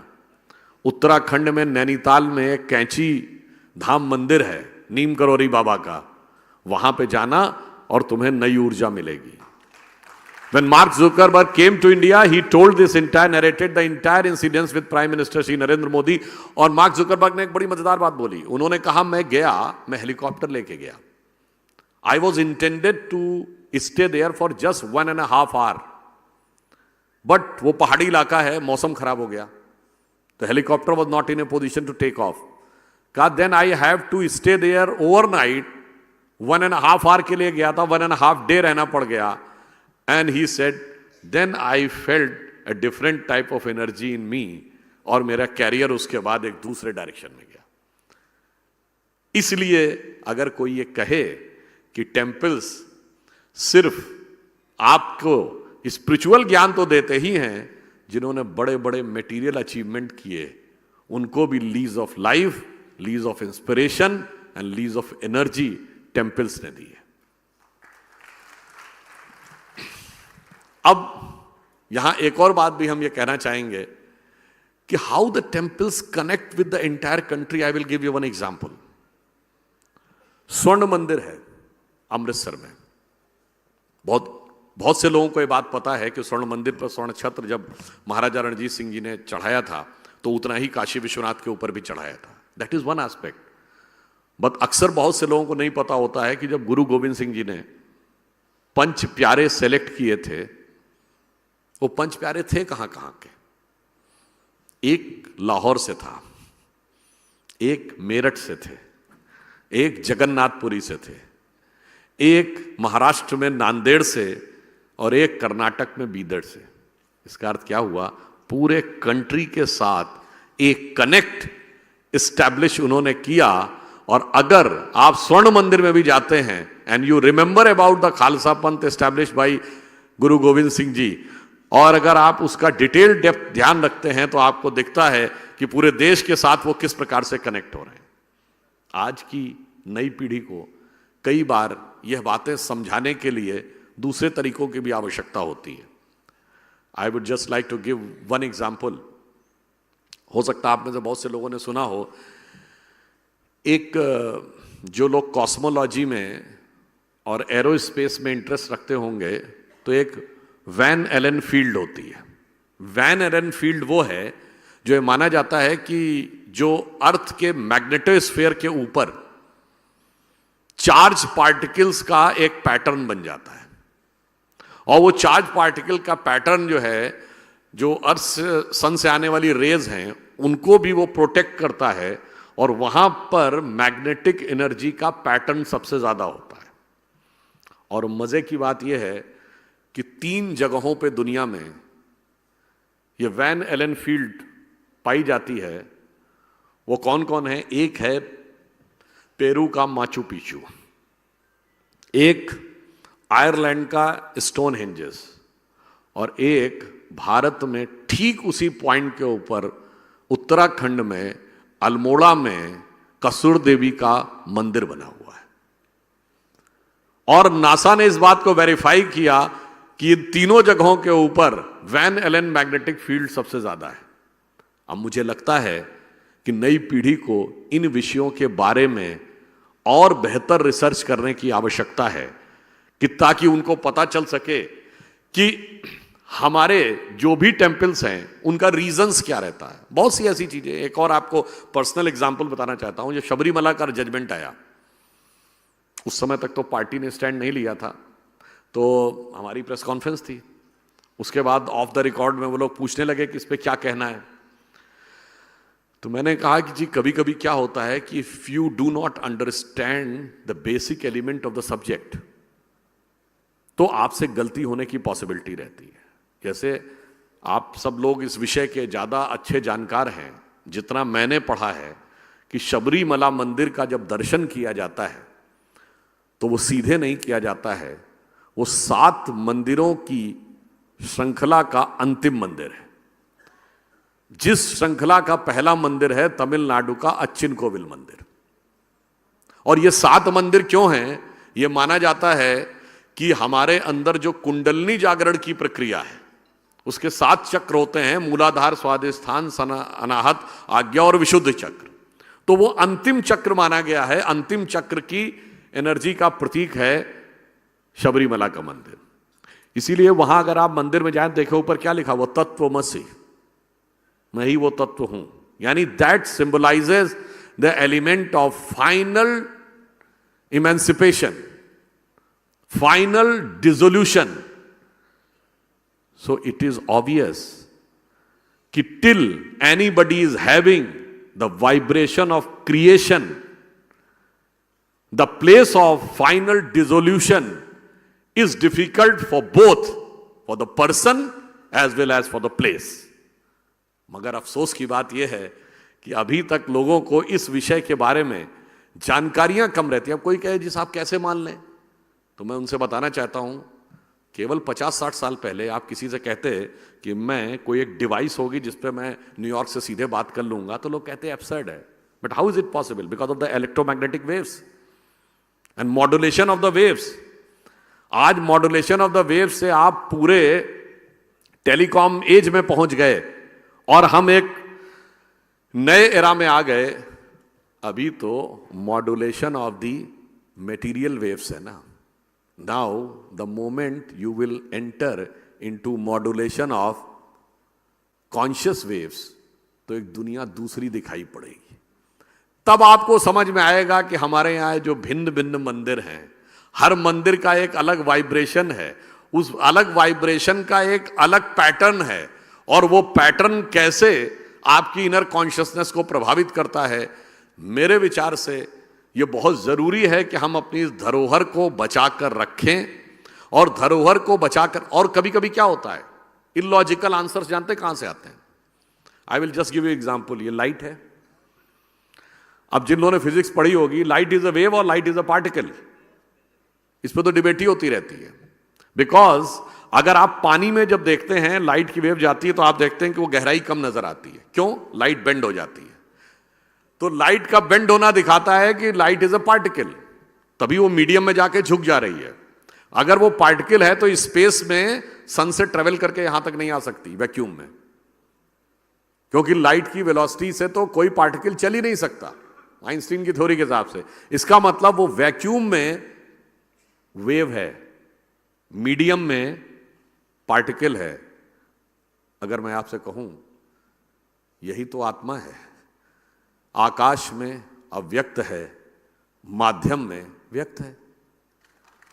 अब अगर कोई इसको कहे नहीं साहब मैं तो इस बात को लेकर कोर्ट जाऊंगा और मैं कहूंगा कि दिस इज इनइक्वालिटी, कि why it is considered just a wave in vacuum and particle in the medium, और उसके बाद वो कुछ लोग जाकर ये समझाएं कि नहीं साहब we want justice of that, it should be considered both particle and wave in either medium और वैक्यूम। ये जितनी इलॉजिकल बात होगी, वैसी ही कई बार वेव, पार्टिकल, वैक्यूम और मीडियम को न समझकर हमारे मंदिरों के बारे में जिस ढंग का इंटरप्रिटेशन लेने का प्रयास किया जाता है, उस कारण से यह एक समस्या हमारे सामने आ सकती है।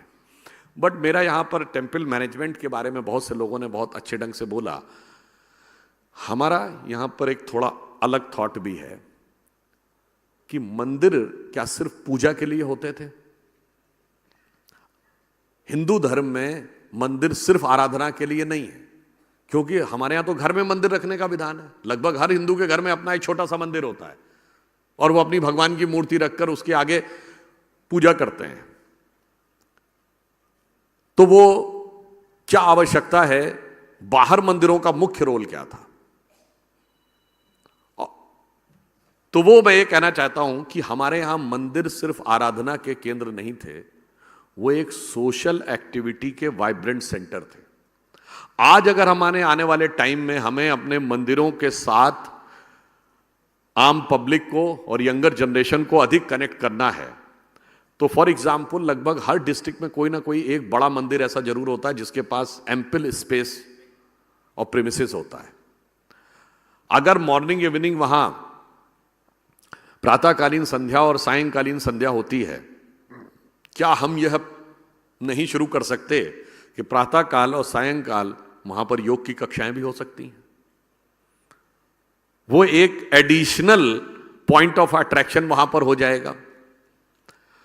हम यह भी कर सकते हैं ग्रामीण क्षेत्रों में कि सायंकाल वहां पर जो हमारी ट्रेडिशनल ऑर्गेनिक फार्मिंग है उसके विशेषज्ञ वहां पर उपलब्ध हो। वो एक एडिशनल पॉइंट ऑफ अट्रैक्शन हो सकता है। वहां पर हम यह भी व्यवस्था कर सकते हैं कि वीकेंड पर ही सही मेडिटेशन की क्लासेस चल सकती हैं। वो एक और पॉइंट वहां अट्रैक्ट करने का हो सकता है। वहीं पर आजकल लगभग ज्यादातर लोग जो मकान बनवाते हैं, बिल्डिंग बनवाते हैं, वास्तु कंसल्टेंसी जरूर करते हैं। There can be an specialized properly educated vastu shastri which can be available in the temple premises, if not every day, at least alternate day or on certain days in a week. फिर आप उसके साथ एक ज्योतिषी की वहां व्यवस्था कर सकते हैं बहुत से लोगों को डिसीजन लेने के लिए कि साहब इसका मुहूर्त देखना है, ये मुहूर्त देखना है, और फिर इन द वीकेंड्स वहां पर हमारे ट्रेडिशनल म्यूजिक की क्लासेस भी हो सकती हैं।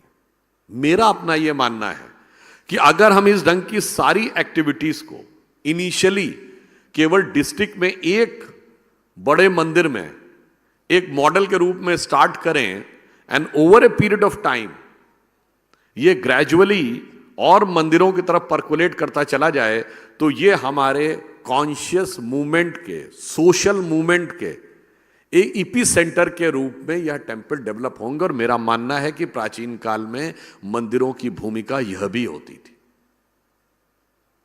और यदि हमें 21st सेंचुरी में भारत को उस रूप में लेके जाना है जिसे हम कहते हैं ना कि जगत गुरु, तो वो कैसे बन के जाएगा?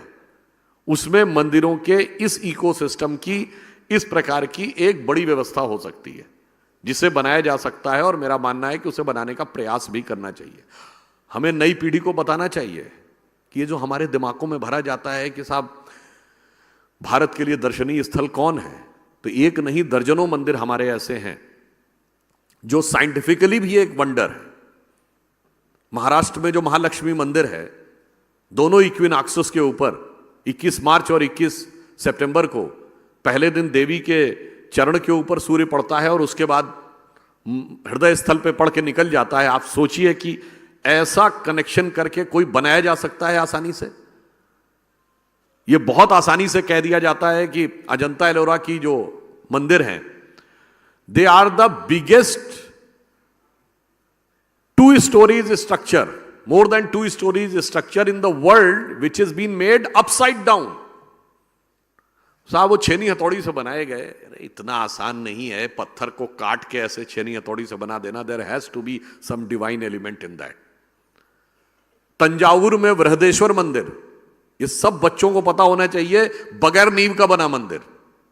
उसके सारे के सारे पत्थरों के ऊपर कोई ग्लूइंग एलिमेंट नहीं है, सिर्फ एक के ऊपर एक रखे हुए हैं, और ऊपर 80 टन का उसके शिखर के ऊपर जो पत्थर रखा है, आज तक कोई ऐसी मशीन नहीं जो 80 टन ऊपर पहुंचा दे।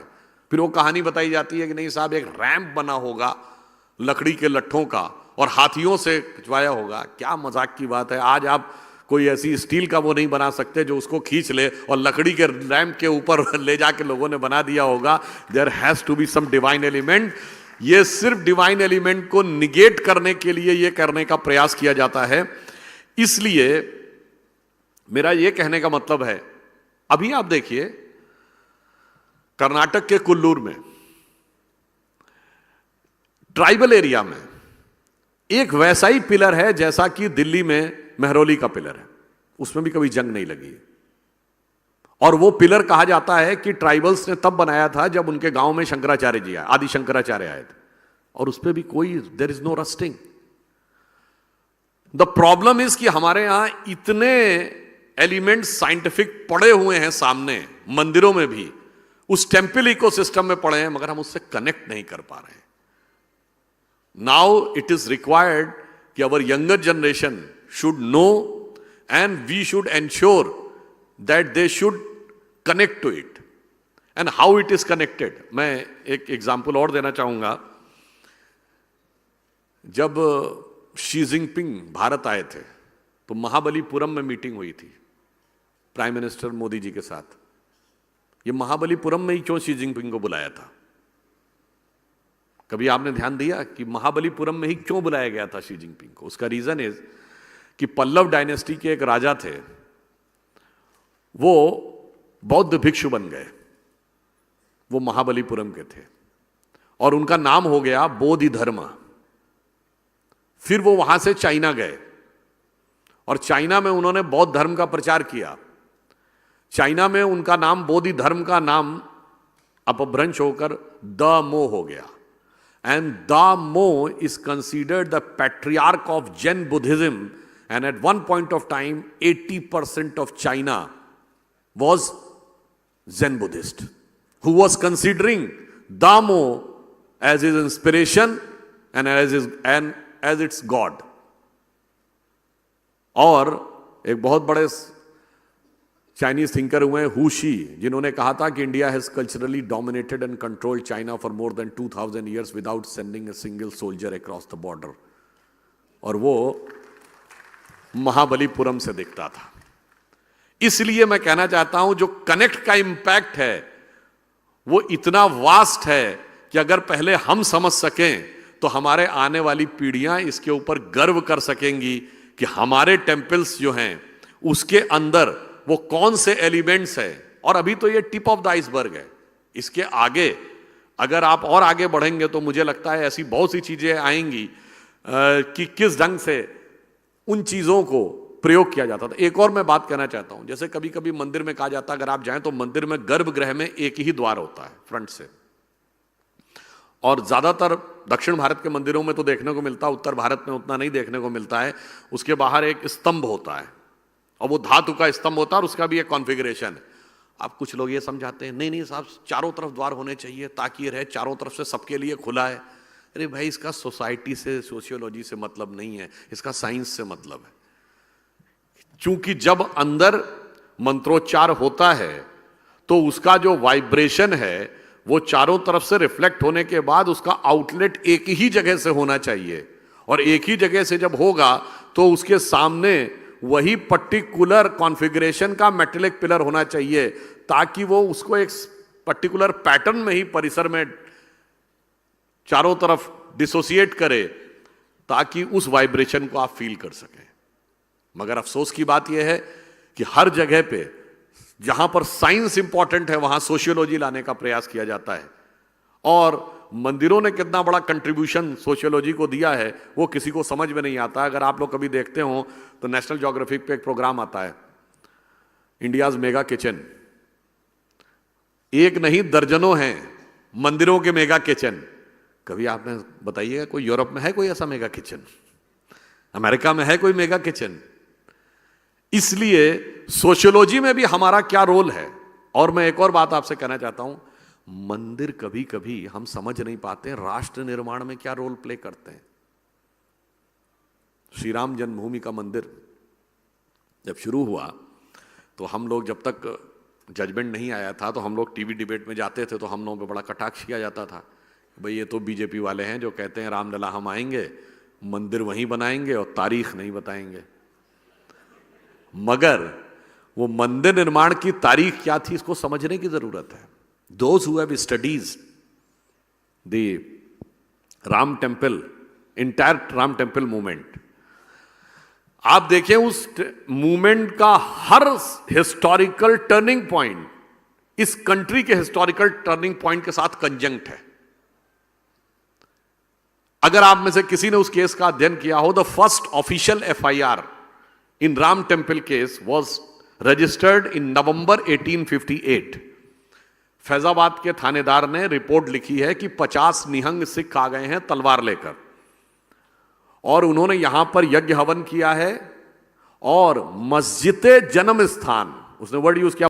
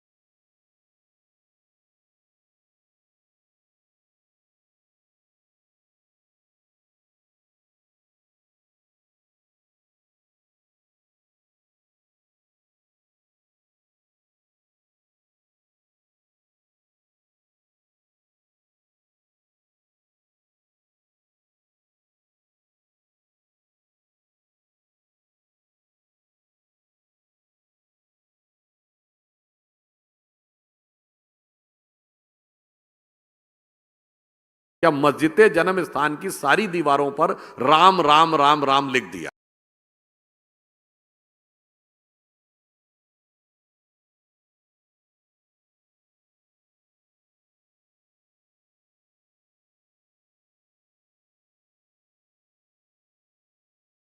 That is the first official, because 1857 से पहले ब्रिटिश का कंट्रोल नहीं था, तो जो ब्रिटिश डॉक्यूमेंट्स अवेलेबल हैं उसके बाद के। और 1857 was first war of independence. ठीक उसी टाइम में first rising of in the recent history. वैसे तो 500 साल का इतिहास है। अब आप आइए, उसके बाद एक पार्शियल जजमेंट आता है 1886 में राम मंदिर पे, जिसपे कोर्ट कहता है कि साहब ये है तो हिंदुओं का लगता है, पर मैटर 350 साल पुराना है, तो हम इस पर कमेंट नहीं करेंगे। 1885 में कांग्रेस बनती है। वो एक टर्निंग पॉइंट था इंडियन हिस्ट्री में। उसके बाद जो फ्रीडम मूवमेंट शुरू होता है, तो सबसे बड़ा जो टर्निंग पॉइंट आया है वो है 1937 की प्रोविंशियल असेंबलीज, जब राज्यों में हमारी सरकारें बनने के लिए ब्रिटिश गवर्नमेंट सहमत हो गई under the government of India act 1935, कि केंद्र में अंग्रेज की सरकार और राज्यों में भारतीयों की सरकार। 1937 और 1936 ही वो ईयर है जब अयोध्या में एक बहुत जबरदस्त संघर्ष होता है, और उसके बाद ये ब्रिटिश गवर्नमेंट निर्णय लेती है कि अब वहां पे रेगुलर नमाज बंद। देखा, टर्निंग पॉइंट उसके साथ आ गया। अब देश आजाद हो जाता है 1947। हमारा संविधान बन के तैयार होता है 26 नवंबर 1949 को, और ठीक एक महीने के अंदर 22 और 23 दिसंबर 1949 को वहां श्री राम लला विराजमान प्रकट होते हैं।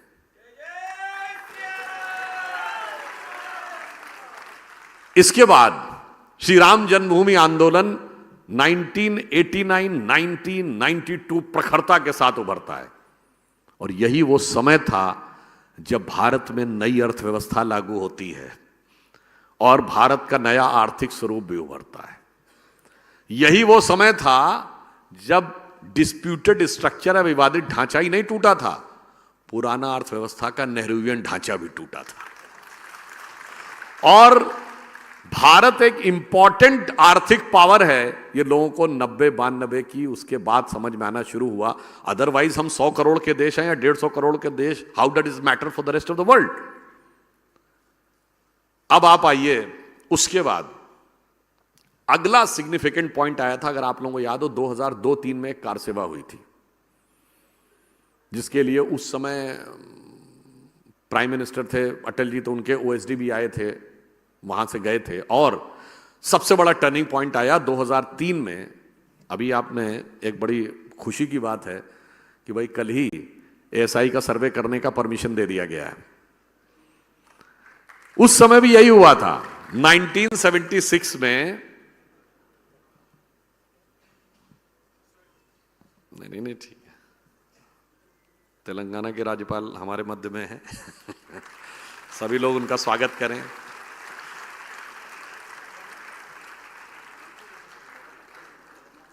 राज्यपाल जी तमिलिसाई जी जी।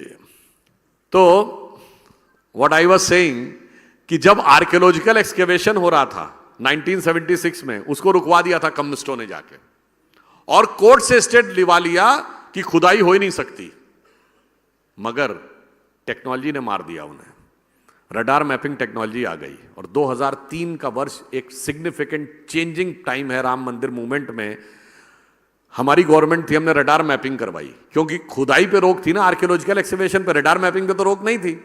उस रडार मैपिंग का डॉक्यूमेंट कोर्ट को सबमिट किया कि नीचे दिख रहा है ढांचा, कोर्ट ने परमिशन दे दिया आर्कियोलॉजिकल एक्सकेवेशन करने की।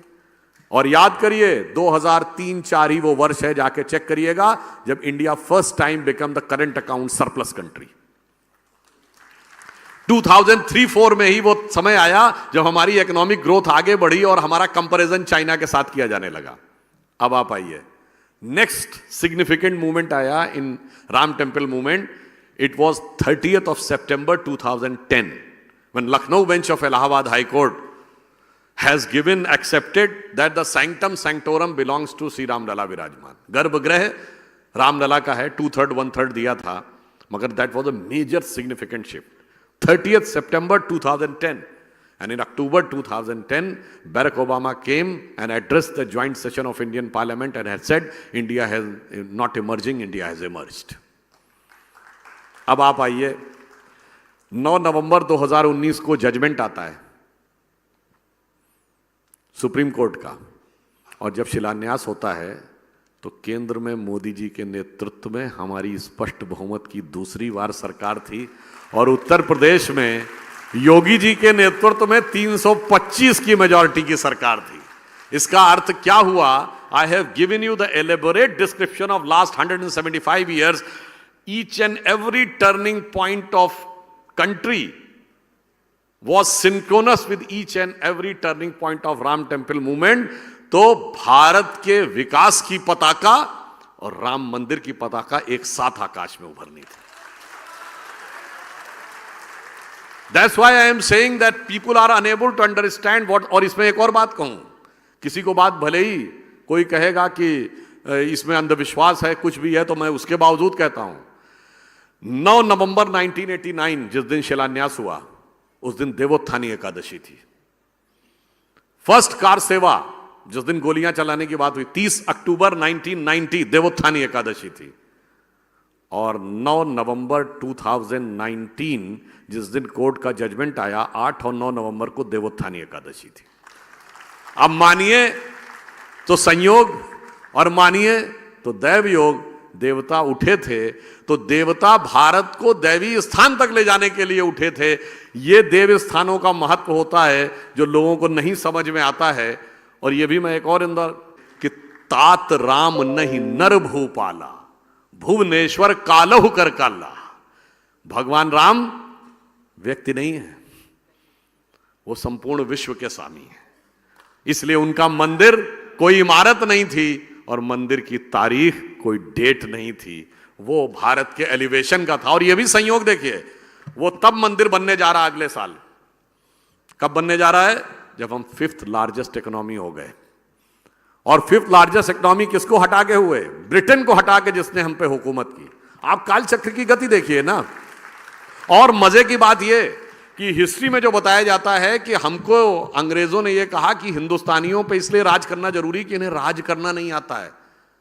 आज उनके यहां इतनी उठापटक हुई सरकार में कि एक इंडियन उनको बता रहा है कि राज कैसे किया जाता है।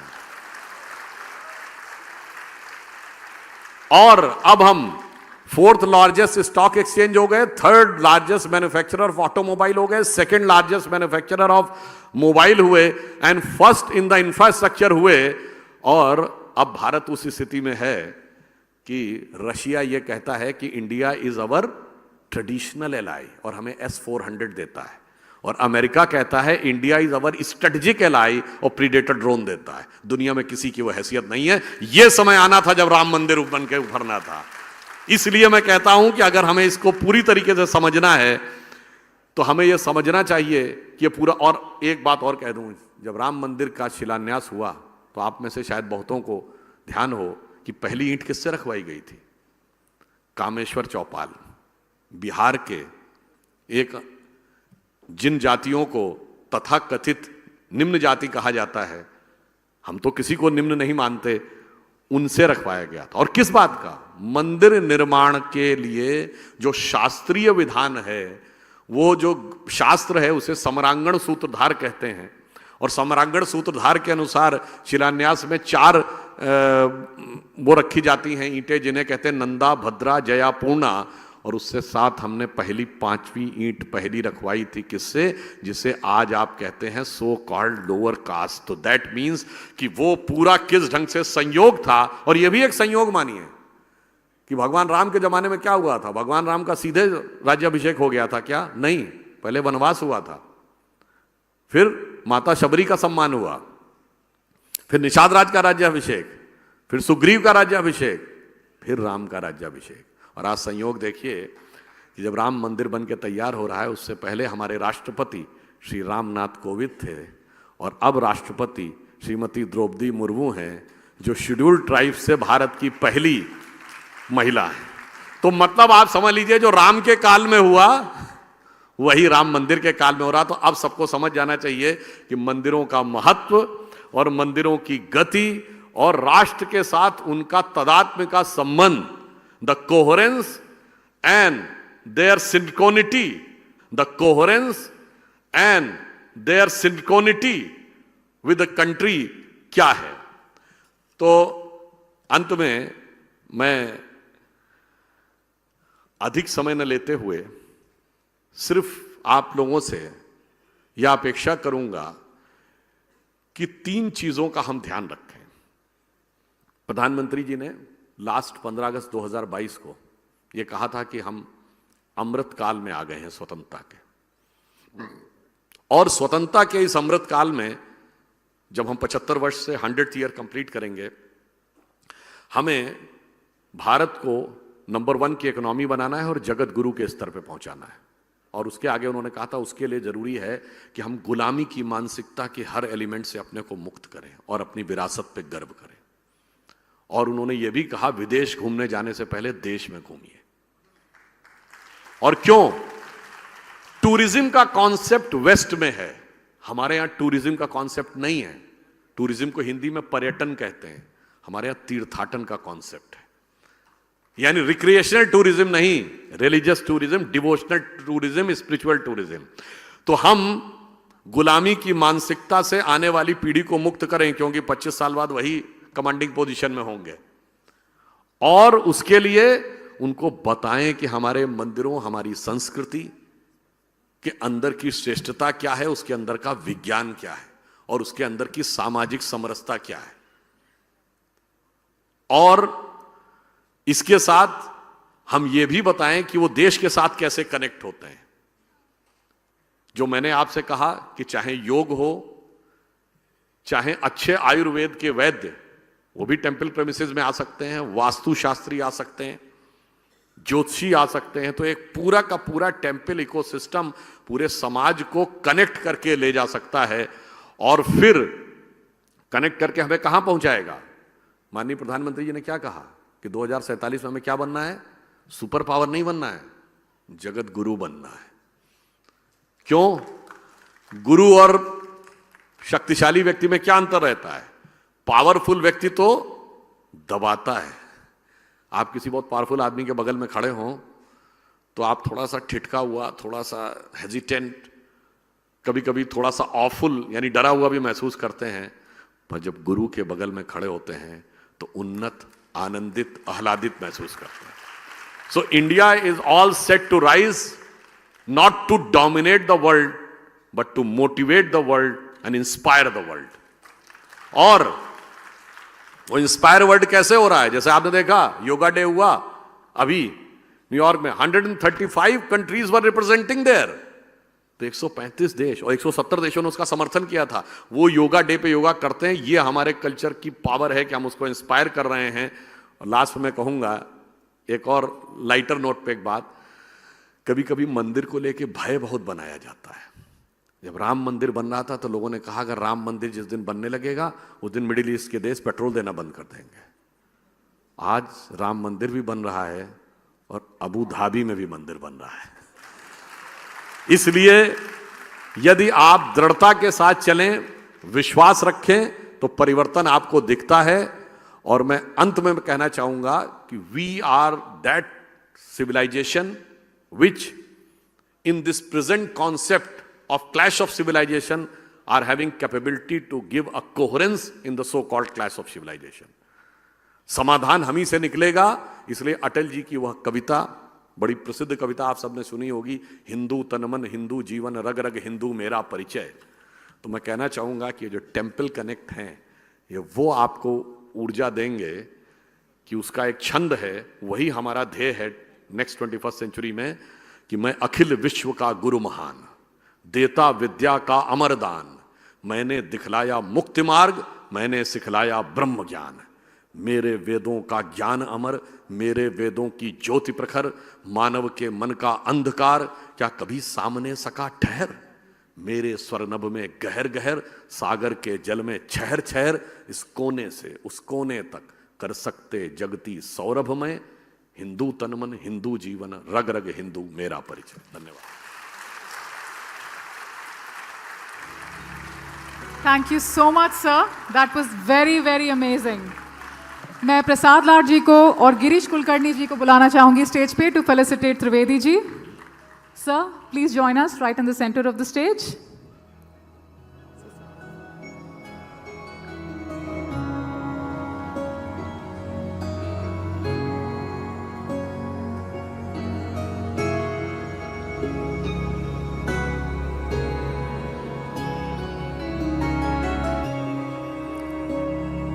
दोस्तों, a huge round of applause.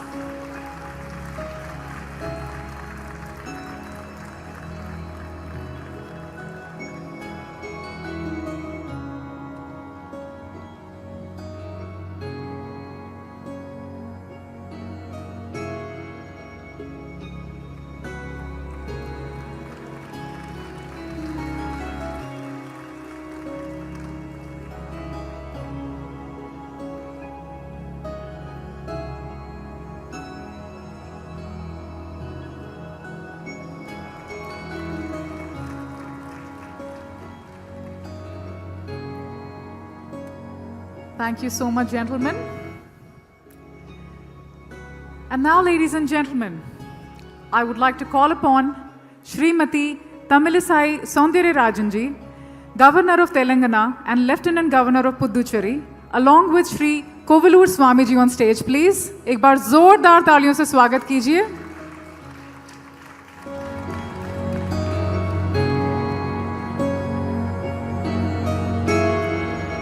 मैं प्रसाद लाड जी से और नीता लाड जी से रिक्वेस्ट करूंगी कि वो स्टेज पे आ जाएं to felicitate ma'am and sir.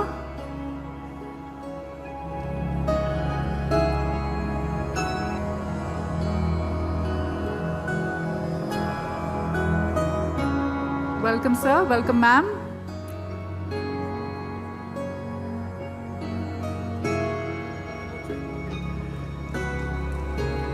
Nita ma'am, Neeta Lad ji, मैं आपसे रिक्वेस्ट करूंगी कि प्लीज स्टेज पे आ जाएं.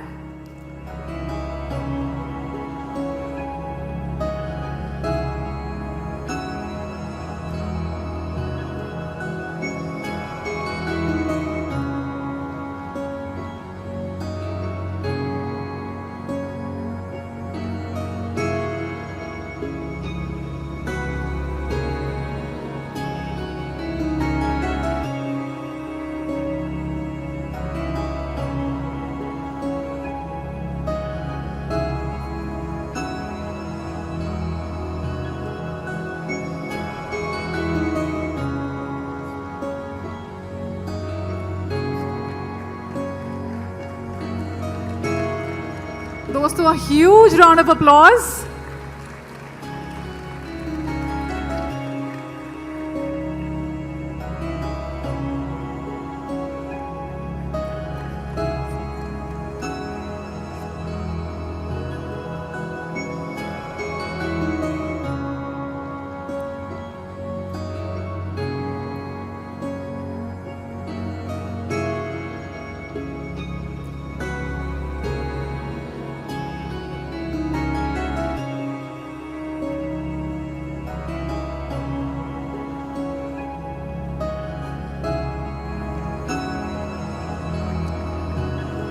दोस्तों, जोरदार तालियां हो जाए, तालियों में कंजूसी नहीं.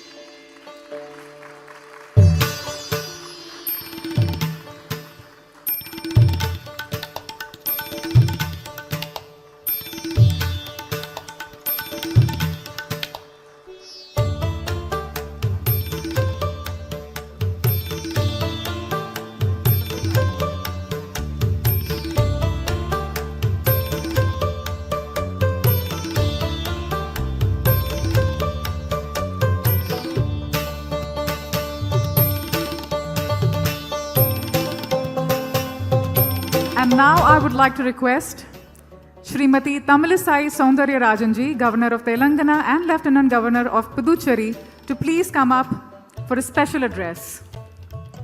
दोस्तों, जोरदार तालियों से स्वागत कीजिए.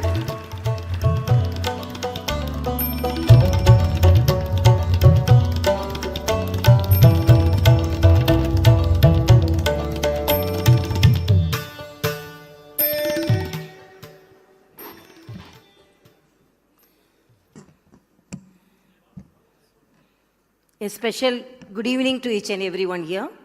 Shri Kovilur Swamiji, Srimati Neeta led, and the great speaker have completed his speech and inspired us, Dr. Sudhakshu Trivedi, and all the dignitaries on the dais, off the dais, and all my brothers and sisters, media personnel, security personnel, a special good evening to each and everyone here. I am from Tamil Nadu, and I am the governor of Telangana, and I am lieutenant governor of Puducherry. And when an invitation was extended to me by the organizers of the International Temples Convention Expo 2023, organized by the Temple Connect, an organization founded with purpose of connecting the temples. Even though as a governor and lieutenant governor, I am totally occupied by all my duties and activities, I thought it is my duty, in spite of my busy schedule, I have to attend this and I have to support this organization because it is connecting the temple, that is connecting our culture. And our culture and the temple and the spirituality are inseparable. Or almost it is interlinked with our culture. As I said, I introduced myself, I am from Tamil Nadu. And there was an organization, an atheist organization. I want to convey how our spirituality is the spirit of this country and spirit of every state. So an atheist movement in Tamil Nadu, anti-Hindu, anti-spiritualism, and they organized very anti-Hindu activities, and they want to convey the message to the people of Tamil Nadu, and they used to degrade the great God Lord Rama. They used to put chapel garlands and they used to humiliate our God. And this organization, much pain, creating pain among the Tamilians, that organization was conducting all these activities. But I have to say, the leader of that atheist organization, you know what is his name? His name is Ramasamy. So, it is even though they want to degrade our God, they cannot degrade themselves because our Rama and our spirituality and all our temples are interlinked. It is the soul of our country. It is the Anma of our country.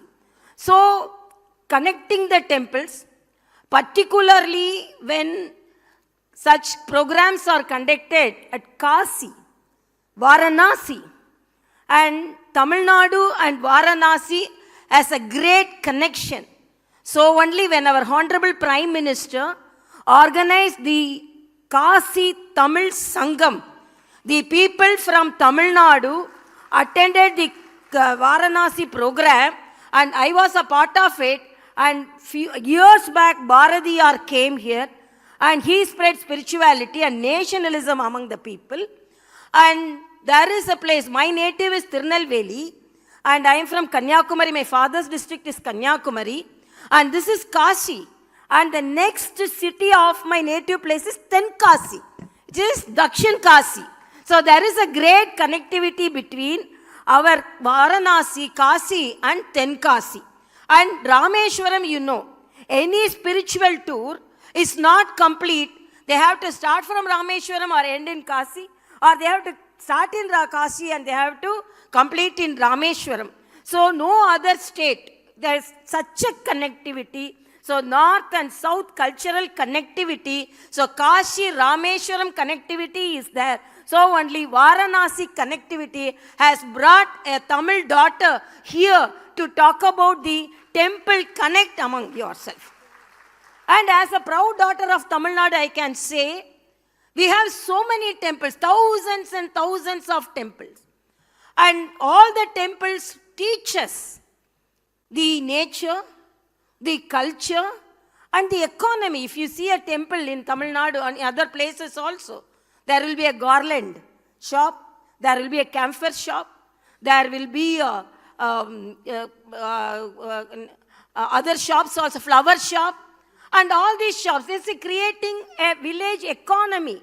So God is helping the poor to enhance their economy also. And in Tamil Nadu, we had Sangha literature. During that time, Meenakshi Amman temple, you all know. Literature, Tamil Sangam, they used to write the books and they used to float in the lotus, putting it as the golden lotus, in the pond of the temple pond. And if it floats, that is a good Tamil literature. So Tamil literature and temples are interlinked, and the soul of Tamil literature is the spirituality and our Alvargal, Nayanmargal. And today we are having the birthday of the Alvar, one of the Alvar. And that is the Tamil Nadu symbol is Sri Villiputtur temple. And Tamil Nadu symbol is Sri Villiputtur temple. And the temple, the deity is Andal. And she is one of the Alvars, the deities, the disciples. And even Tamil Nadu, thousands and thousands of years back, they had a women deity, disciple, and from getting the garland, now I saw Dharma Reddy, he talked about the temple, and we sent the garland from Sri Villiputtur to Tirumala Balaji temple. You see the interconnectivity between the states. So the interconnectivity and the cultural connectivity is making us more proud, and it is more lively. And not only it is safeguarding the culture, and not only it is improving the economy, health. You have to see the corridors of Tamil Nadu temples.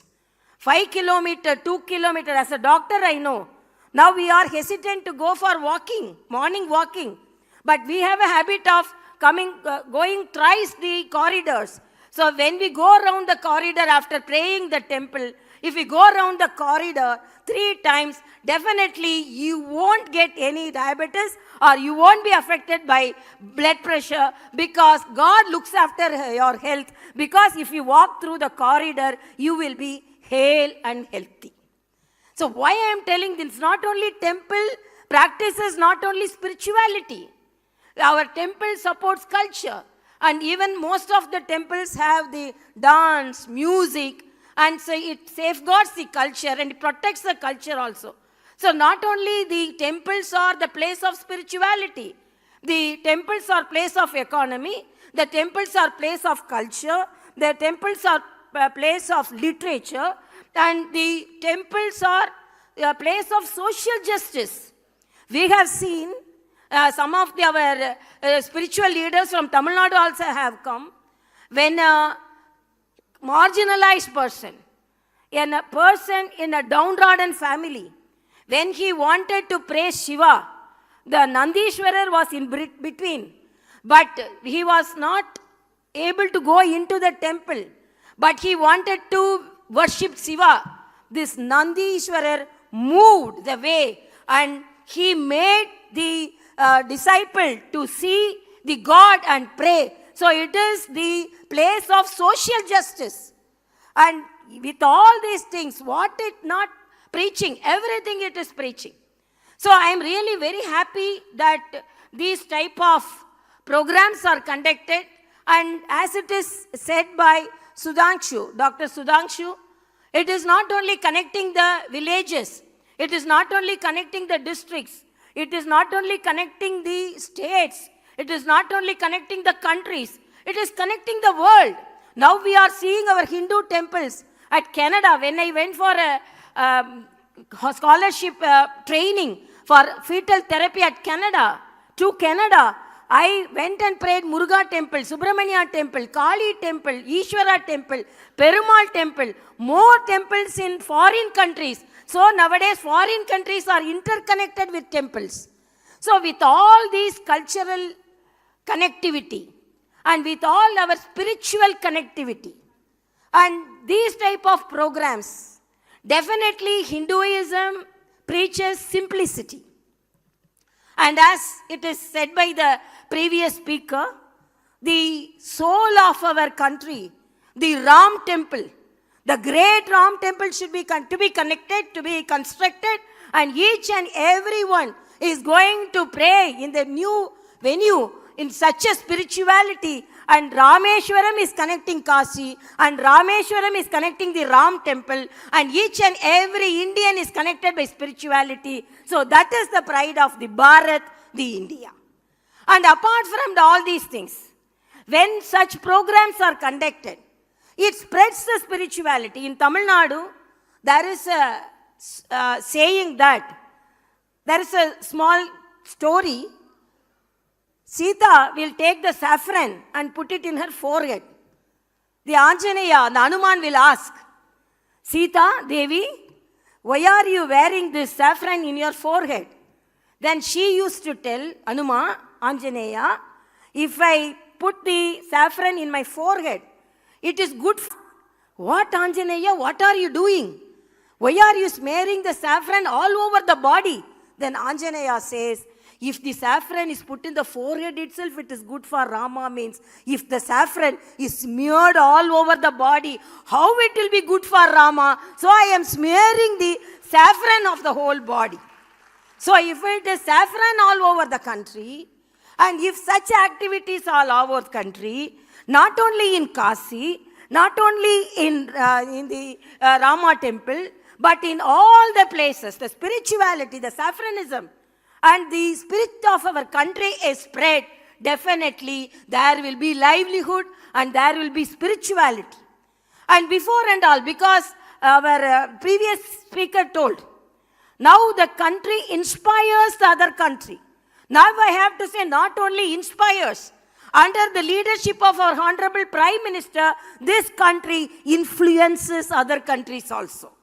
Before and all, for any problem, whatever may be the problem, India was looking forward to other countries for solution. Now after G20 and after the presidency of our country, and after the visit of our Honorable Prime Minister, now all the countries are looking towards India for solution. Whether it is spirituality, whether it is health, whether it is environment, whether it is economy. Now India is leading the country. So that is the spiritualism. That is the spiritual core of our spiritualism. And Swami Vivekananda, we know, he was born in West Bengal and he got the spiritual divine at Kanyakumari. So that itself says how our country is interconnected. And Swami Vivekananda says how this country is so proud and pride. When he went to other countries, why I am with a proud I am telling Rameshwaram? Because when our honorable, the spiritual leader Vivekananda went to Chicago, the Ramanatha king, he only helped him to go to Chicago. So after coming, everyone was inviting. Invite was in the reception. Everyone asked Swami Vivekananda, Vivekananda, before going to other countries, you used to tell, I love India, I love India, I love India. Now you say, you have gone to other countries, you have seen the development of other countries, you have seen the good roads, tall buildings, developed nature of the country. So now you say whether you like this country or not. Vivekananda said, before visiting the other countries, I loved India. So it was in past tense, loved India. So everyone started laughing. See, a saint like Vivekananda itself changed. Before going abroad, before going to other countries, he used to tell, I love my country, I love my country, I love my country. But now he is telling, after seeing all the developments from other country, he is telling that I loved India. Then everyone started laughing, but our great Vivekananda said, before going to foreign countries, I loved India, but now I worship India, he told. So that is the spirituality of our country. That each and every spiritualism is in the temple. In Tamil Nadu, each and every temple is a miracle. It conveys a miracle. It is not only just sculpture. It is not only bricks. It is not only buildings. Each and every temple has a spiritual story. And each and every temple says miraculous presence of God. And in Tamil there is a saying, Koyil illa uril kudi irukka vendam. That is, don't stay in a place where there is no temple. So I don't know Hindi, but I can say, Bina Mandir Wale mat raho. Is it correct? Shahar. Bina Mandir Wale Shahar mein mat raho.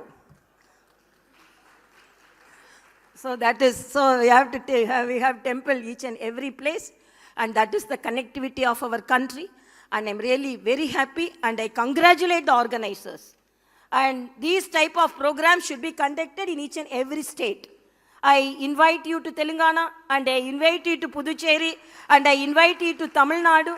So each and every state should know about the temples, to know about connectivity, to know about spiritualism, and to know about the greatness of our country. And temples are the great soul of our country. And as it is said, this brings victory to each and everyone's life. This brings spirituality to each and everyone's life.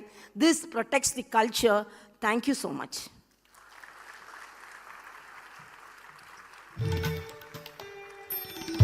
अब मैं श्रीमती नीता लाड जी से request करूंगी to please present the bouquet to ma'am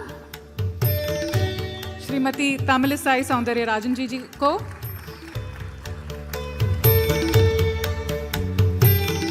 also a louder round of applause.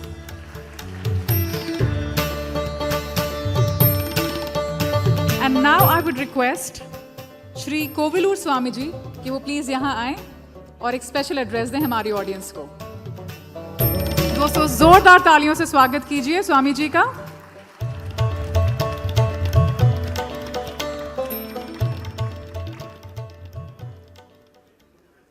உலகெல்லாம் உணர்ந்து ஓதற்கரியவன் நில உலாவிய நீர்மலிவேணியன் அலகில் சோதியன் அம்பலத்தாடுவான் மலர் சிலம்படி வாழ்த்தி வணங்குவாம்.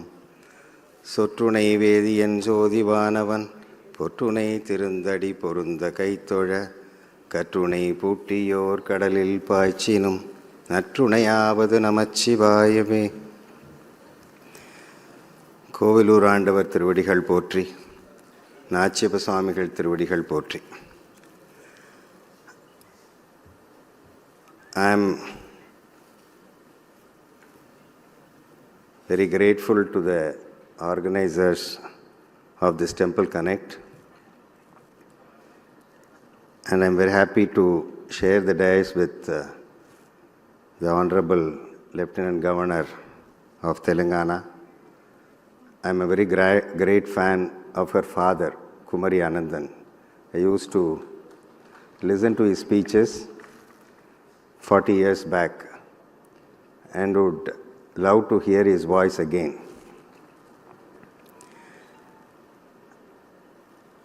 I am the 14th Pontiff of Kovilur Madalayam.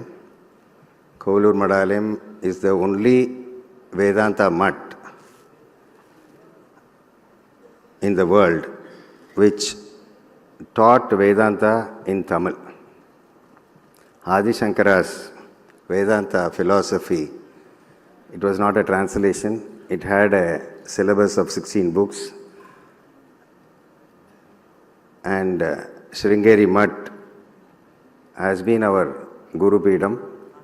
Our fifth Pontiff took Diksha in Sringeri, and we are very closely connected to Sringeri Mutt. And the best part of our mutt was it taught Vedanta without any discrimination of caste or creed. Some of our Vedanta students in the past have belonged to certain communities which were not even allowed to study in a formal school. People with no literacy have come to our mutt. They have been initially taught Tamil, and then they will learn Vedanta, and the 16 books have to be completed.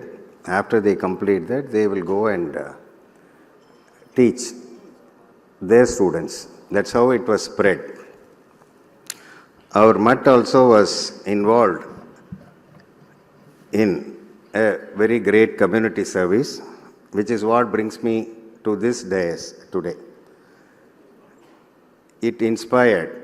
Our community is a very small community. We belong to Nagarathar community. This mutt is, the pontiff of this mutt has always been from the community, Nagarathar community. It's a very small community which has a current population of under 100,000. We are probably equal to Parsis or a little over Parsis. We were Saivites by birth, and during the time of our first pontiff, he built a temple in Kovilur in a jungle, and that temple took about 100 years. And 15 years back, we tried to estimate what it will cost in terms of money and time. And the great Ganapati Stabadi, who made the Tiruvalluvar statue in Kanyakumari, he said, you give me 400 crores, but I can't guarantee finishing the temple. That was 15 years back. That kind of temple doesn't exist.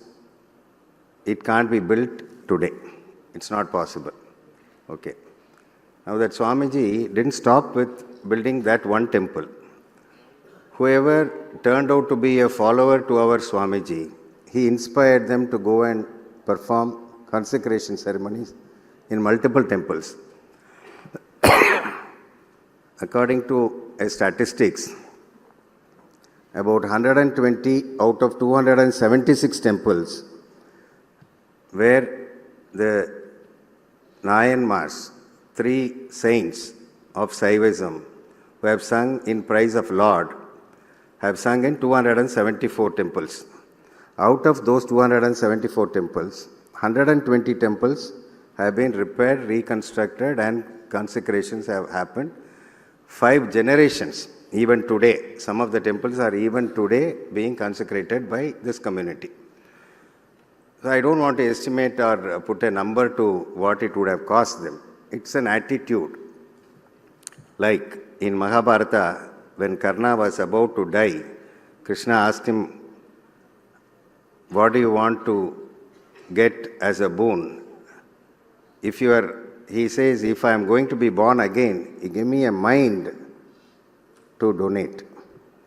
I want to be as charitable as I am today. I don't want to have somebody being turned down saying that I can't give you some money. So that is the attitude of this community. This community also had one important background. Lord Pattinathar, who is a saint. Today, the Guru Puja ceremonies have started in the place like Pumpuhar, and today is his birthday. And I am here on this day when Pattinathar was born. And Pattinathar, as per the epical knowledge, is the reincarnation of Kubera. Kubera was traveling around the world with Shiva, and he liked this Pumbuhar. And he wanted to stay in Pumbuhar for some time. And Shiva said, this inspiration came from our mutt, as per records, in the last 200 years. Our mutt is 214 years old. So, coming to Temple Connect. As our Honorable Governor said, I am also from Tamil Nadu, and I am unable to share the bubbling enthusiasm of Sri Dharma Reddy. He is the Gubera and we are Kosela in Tamil Nadu. Our temples, though they are very rich in culture, tradition, wealth, everything, we have 43,000 temples in Tamil Nadu under HRNC control. And they own something like 478,000 acres of land and 22,600 buildings and 33,000. So the court says, okay, you are fighting, let me take over the property. This is exactly what happened with HRNC. So the dispute resolution mechanism is such that if the judges are allowed to take over all the real estate, judges will be richer than the litigants. Nobody will go to the court. But it so happened, and in the 2014 judgment in Chidambaram Nataraja temple, the Supreme Court said HRNC can be only a transit passenger. It can't be a permanent resident. But nothing has shaken the resolve of HRNC, and they are still issuing notices to temples which are not yet covered. So they want to increase the strength of the temples under HRNC control. Now, I don't want to go very deep into how it is managed and what is happening. Suffice it to say, in the last budget, the annual budget for the Hindu Religious and Charitable Endowments Department is 400 crores. And as per the budget, 140 crores have gone to pay the salaries for the officials. 1 rupee is not spent on the priests or anybody. So the 250 crore is remaining, on which 56 crore was budgeted to be spent on upkeep and consecration of temples, on which the charged amount, actually money spent, was only 6 crore. So exactly what is happening? So what was the intent of the HRNC management of the temples? If I can say, I give you X amount of rupee to perform a particular activity, and you take the money and not perform the activity, in a simple word, it is breach of trust. It's a criminal offense. And all these temples are endowed with lot of property by the devotees. And if I go to the temple and put some money in the hundi, I assume that it is going to the temple development. But 12% of that is going to HRNC to pay their executive officer, to pay to the joint commissioner, chief commissioner, everybody. And then there is an audit fee.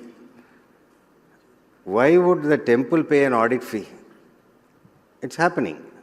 So hundi revenue goes, and then the HRNC will say, I have to fix the fair rent, so on the income, I have to collect more revenue. So it's a revenue collector for the government, while the money is not spent on the upkeep of temples. I'll come to the crux. Why I said we are Kusela. There are, out of 43,000 temples, roughly 38,000 temples are there without even one puja every day. There are some statistics which say some 13,000 temples have vanished. They are not even existent today. They were in existence some time back. They no longer exist. So what do we do with that? These temples were not built for fun. They were built with a purpose. People have migrated from the villages, okay. And the temples are not, they have not kept up with the tradition. There is no puja. And government itself is saying that we want to fund at least some temples where we can perform one puja every day. They allocated a very large amount of money, 120 crores. I was impressed. Then you go to the fine print, they say they are allocating 2 lakhs per temple. That's more interesting. The fund is not over. That 2 lakhs will be deposited in a bank, and the interest therefrom will be utilized to perform one puja every year. The maximum interest you will get from a bank deposit is 8%. So on 16,000 rupees, you have to perform one puja every day for 365 days. So that's roughly about 50 rupees. You can't buy one garland for 50 rupees today, anywhere. Probably you can buy some camphor. That's not one puja. There is no naivedyam. So how do we... This is all very distressing for somebody who is in the area of religion, who want to promote religion, and who feels genuinely religion is the only way in which we can lower the crime rate, our social harmony will be maintained. I am very disturbed. There are two options. one go to the government and say you have to do something.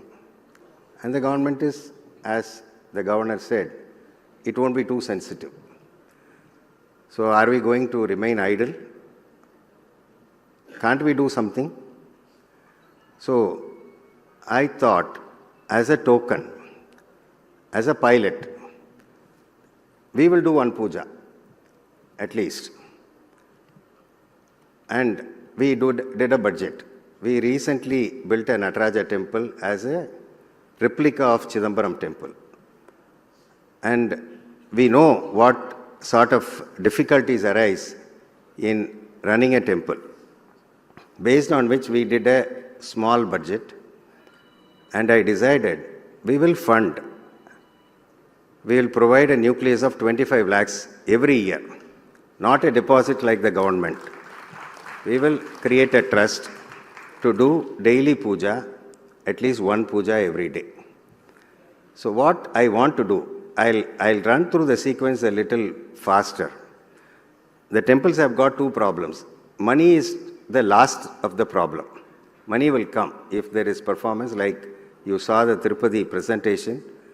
If so many devotees are coming and their annual budget is 4,400 crore, it's no surprise. But this temple is going to have some difficulty. So what we want to do is, we thought it through. We found that there is no local support. Why there is no local support? Because it is centrally managed. People don't know who is managing the temple, to whom they should go and represent. So now what we have decided is, I belong to Sivaganga district. I will go around, I will check with the HR&C department how many temples are there in Sivaganga district. We will take a list, we will do a survey. At least the temples which are in good repair. We don't want to go into a repairing mode. We have some education institutions who will support. We will start work like Lord or Saint Tirunavakar sir, do the repairing work, that cleanup. The temples will be cleaned up, and then we will start performing puja. For performing puja, there is a problem. Money is the last problem, as I said. There is no priest available, because the priests are paid a princely sum of 8,000, 9,000 a month. Nobody wants to do it. When I checked with some priests, they said, we are not even getting married because we are priests, because our income is very low. So I thought, I did a survey. People are very happy if they are paid 25,000. An engineer gets 25,000 if he joins the Infosys. A polytechnic guy gets at least 18,000. If I pay 25,000 to a priest, probably he'll come. But if I want to do only one puja for a temple, let me start with 4 temples. One priest, he will go around in a two-wheeler, he will do one puja, stay there for 2 hours, do the second puja, stay there for 2 hours, and then he does the similar exercise in the evening. So how do we get the priests? The existing priests are either old or not too interested. So we have started work on running a Veda Padasala at a personal level, but we find that personal level is a full-time study. People are not interested. So we want to run online courses. We can't do full-scale Veda Padasala. Veda Padasala full scale is not needed to perform puja in a temple. We only do agamas.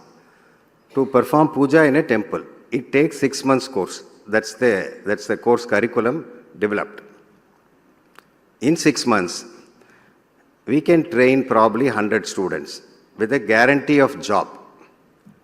If they are provided a guarantee of job, say 25,000, 30,000 plus food, because the second problem faced by the temples is the prasad. There is no cook available to make the prasad. We are getting priests, but not a Swayambhu who will cook for the deity. So what we want to do is, we have checked, and there are some priests who are willing to do this cooking. They want 50,000. I said, okay, we'll engage those people. We'll create mass kitchens, engage them. They will do puja as per the temple, the convention. They'll make prasadam for 50 temples, 100 temples in this location. And we will provide a carrier with the priest. He will go and distribute one part in the local community, one part will be his food. This he will do 4 times a day. So the prasad is taken care, priest is taken care of. One missing link is, in a Shiva temple, we need to sing Thevaram Tiruvasakam. That Oduvar training also has to be done. Fortunately for us, we got one of the best Oduvars in the country, Dr. Tirutani Swaminathan, who was with me along with the others when we presented Sengol to our Honorable Prime Minister in Delhi. He is ready to do online course. So we are going to conduct an online course whereby we don't want to train Oduvars. We want people who are there, devotees, to come and sing the Thevaram and Tiruvasakam. So they can attend the course, they can come, and in the local temples, we want to create a management structure at the local level. 4 people in every temple will do the management. And they will inform us that the priest has not come, he has been lethargic, whatever is the complaint. We will take care. If we do this as a pilot project, starting 6 months from now, within the next 1 year, I am very positive we will have 100 temples covered under the scheme. If we can do 1 to 100 will take probably 1 year, but the 100 to 1000 will take less than that. And unfortunately, Mr. Dharma Reddy is not there. I want this Temple Connect to connect all the temples which have got excess money, which can be put on temples which are already built and which are very popular. They can, see, funds can be provided, volunteers can provide the funds, volunteers can come and work in the temples, volunteers can eventually take over the local temples. Local volunteers will take over the local temples eventually. We don't have to manage the temples after 2-3 years. They will manage the temple. This is my theme, where I don't want to go and beg the government, okay, you please let us do this management and all that. I don't want your endowment, I don't want anything. I just don't want your executive officer to come here as an officer. Let him come as a devotee, I have no problem.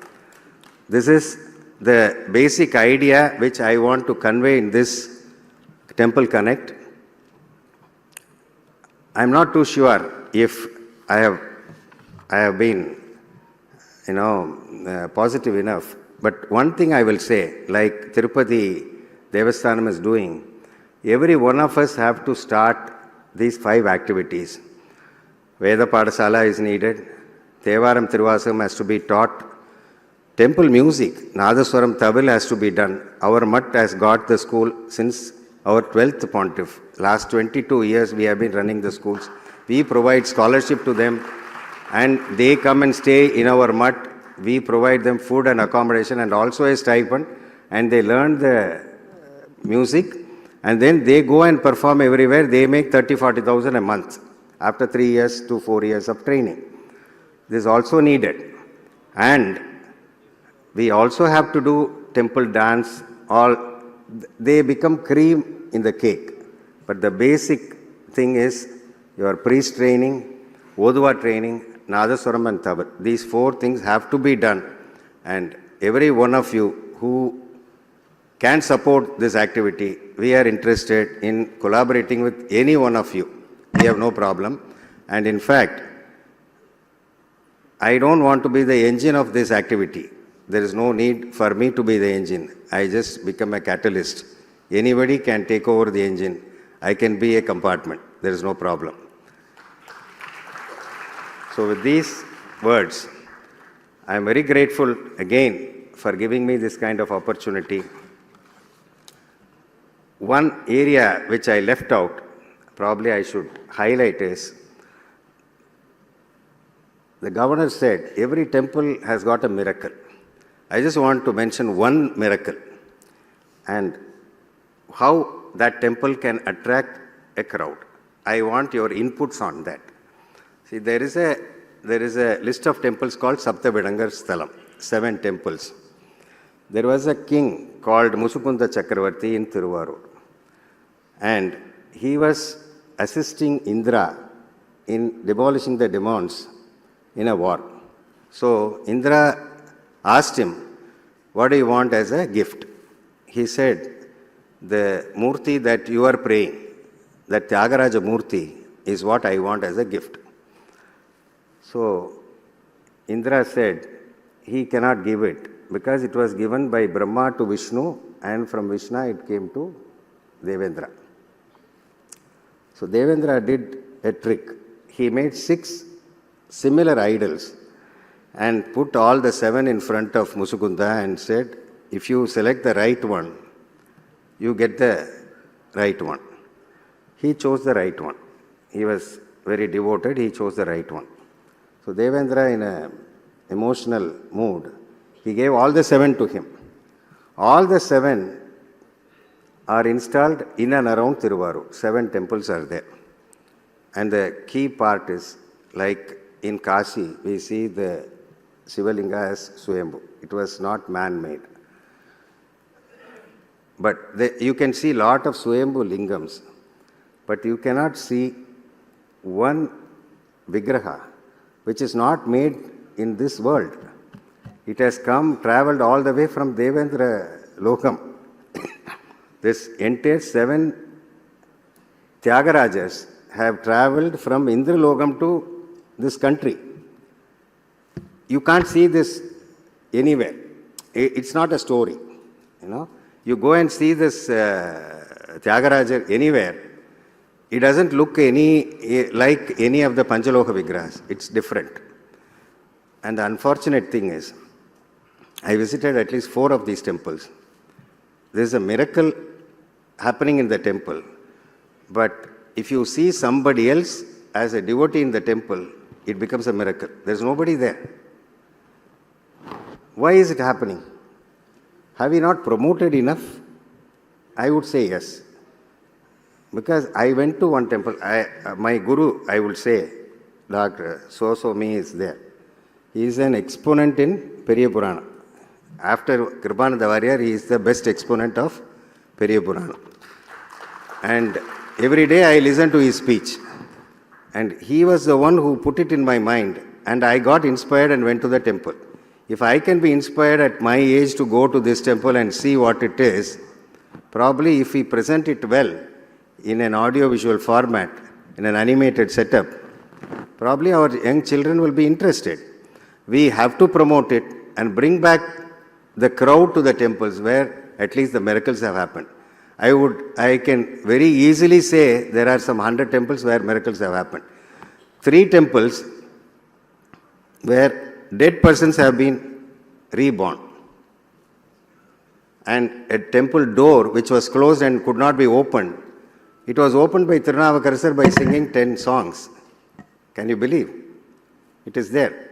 I went to the temple, I checked around the temple employees, which is that door. They couldn't say. Such is the pathetic situation of the temples. So, let's all connect together. I want a tourism focused on our miracles, the temple's importance, so that we bring back the crowd to the temples and involve the local people in the management of the temples. With this, I will conclude my speech by saying,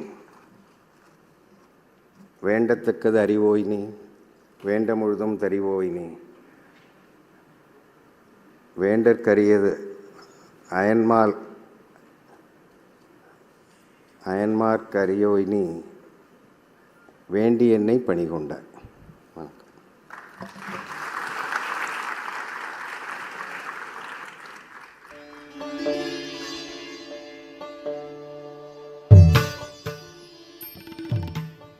Thank you so much, Swamiji. Now I would request you all to kindly take your seats. Thank you so much, Ma'am Saundarya Rajan ji and Swamiji. Srimati Neeta ji Prasad ji, मैं आपसे request करूंगी to please stay back on stage. दोस्तों एक बार जोरदार तालियां हो जाए for our wonderful dignitaries here.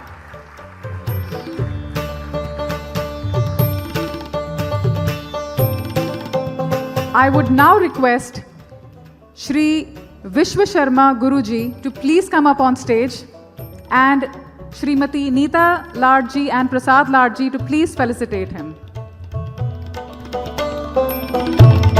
दोस्तों एक बार जोरदार तालियां हो जाए गुरुजी के लिए।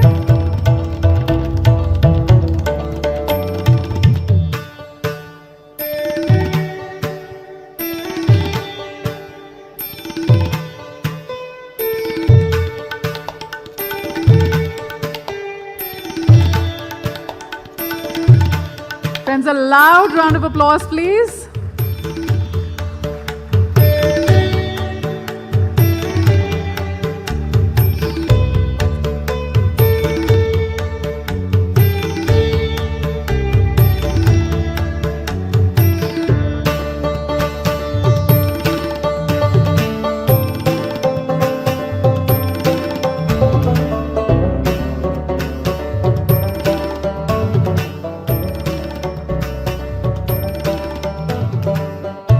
Thank you so much, everyone.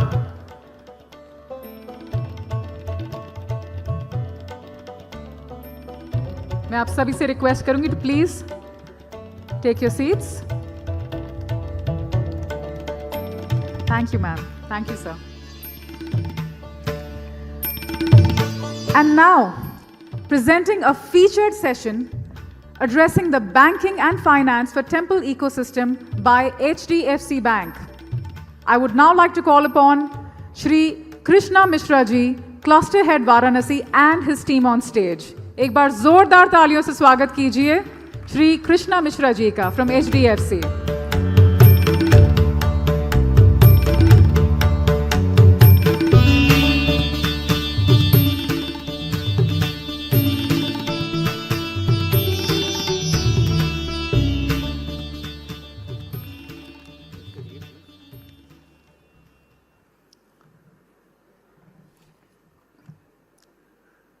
जय श्री कृष्ण, जय जय सिया राम, हर हर महादेव।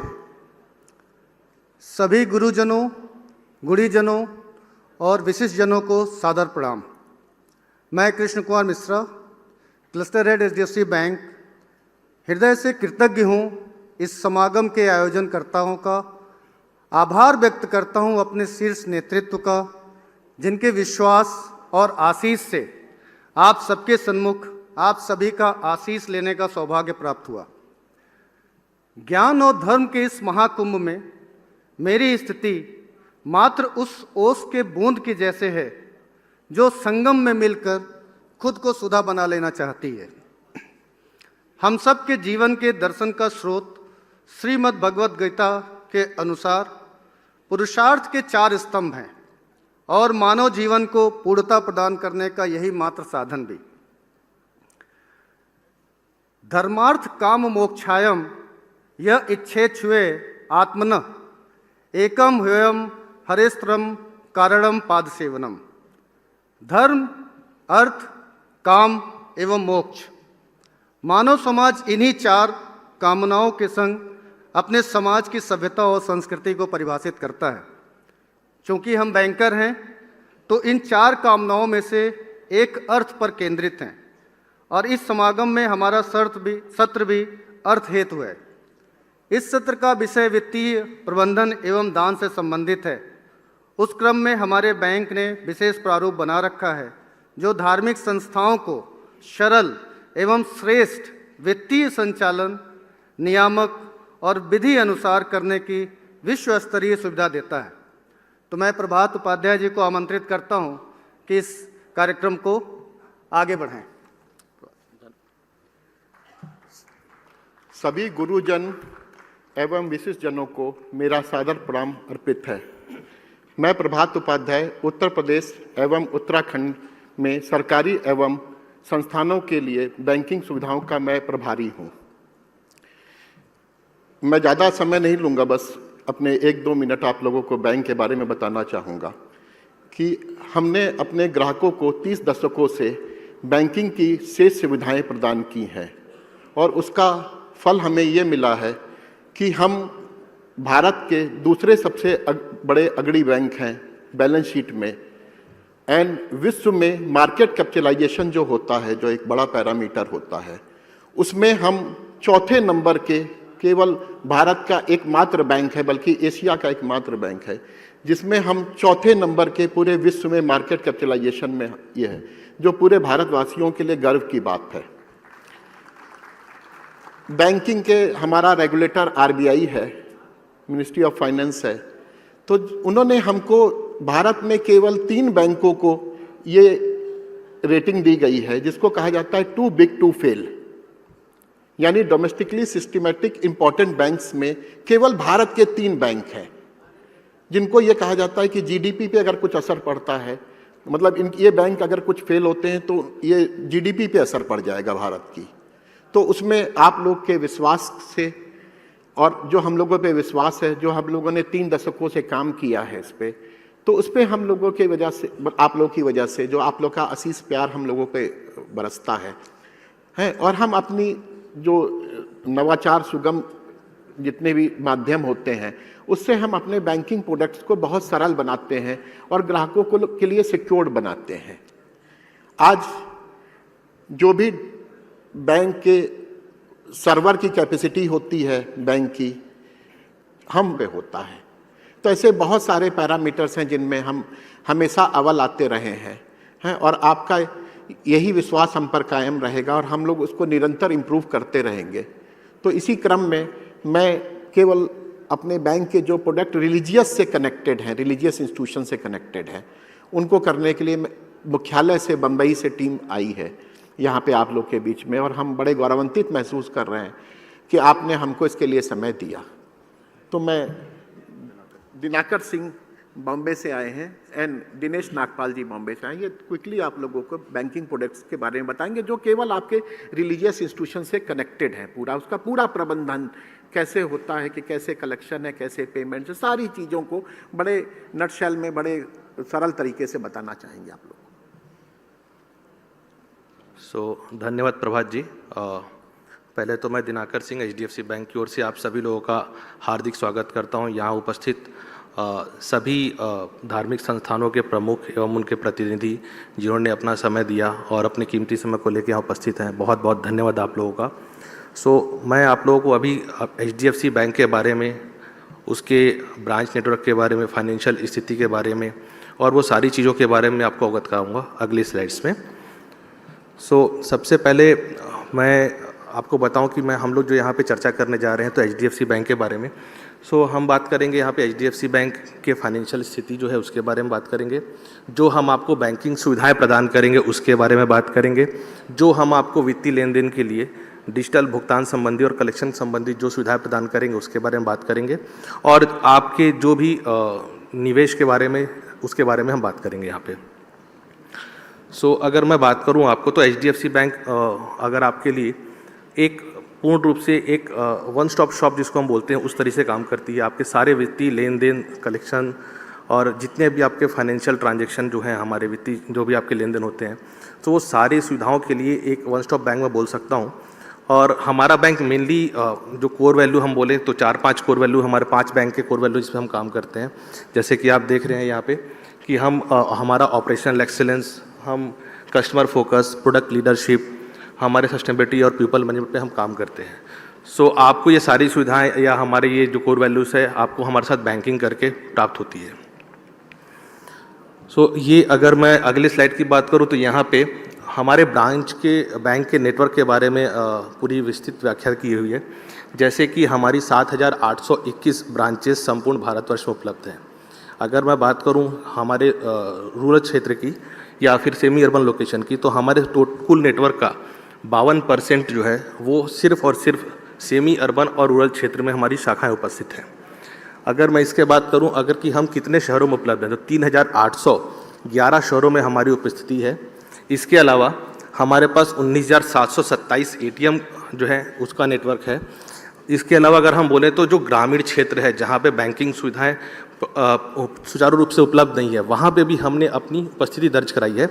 वहाँ पे हम लोगों ने लोगों को बैंकिंग कोरेस्पोंडेंस और हमारे जो बिजनेस फैसिलिटेटर हैं उनके माध्यम से हमने वहाँ पे हमारी उपस्थिति दी है, ताकि उनको वित्तीय लेन देन और बाकी सारी चीज़ें वो सुचारू रूप से कर सकें। यहाँ पे हम HDFC बैंक की वित्तीय स्थिति को दर्शा रहे हैं, जहाँ पे अगर आप देखेंगे तो आज के 31 मार्च 2023 के दिनांक पे HDFC बैंक का टोटल बैलेंस शीट 24,66,081 करोड़ है, और हमारा टोटल जो नेट प्रॉफिट है इस साल का वो 45,997 करोड़ है।